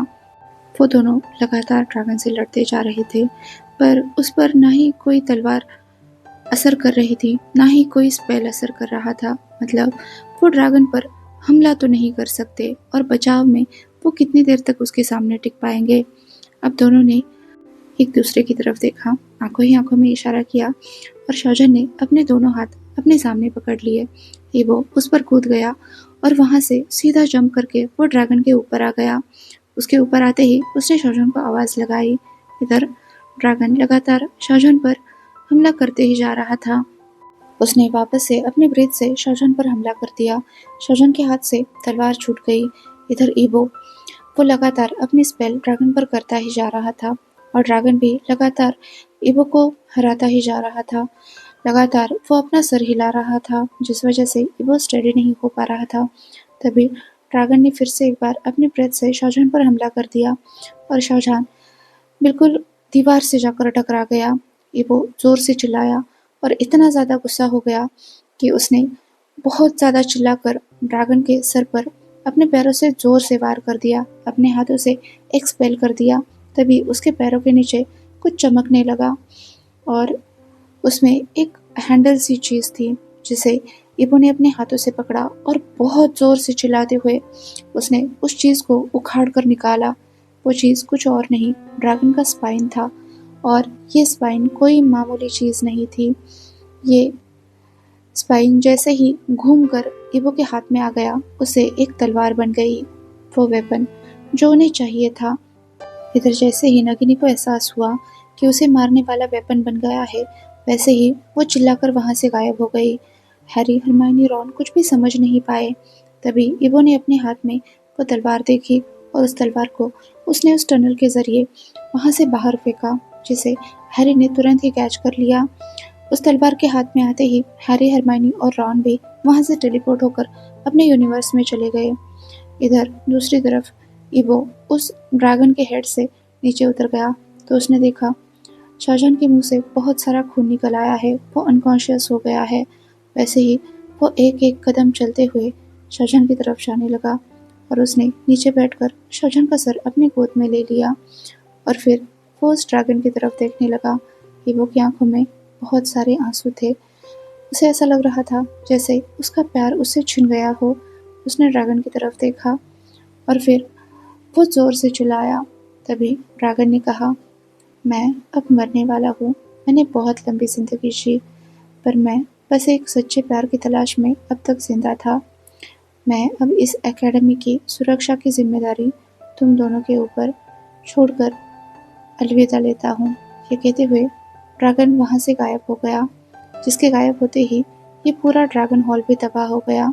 इबो और शाहजहां वहां से टेलीपोर्ट होके उस ड्रैगन हॉल के बाहर आ गए, जहाँ पर बाकी सारी शिंगलोंग एकेडमी जमा हो गई, बाकी सारे छात्र जमा हो गए। इधर इबो, जो लगातार रोते ही जा रहा था, उसकी आंखों से आंसू थमने का नाम नहीं ले रहे थे।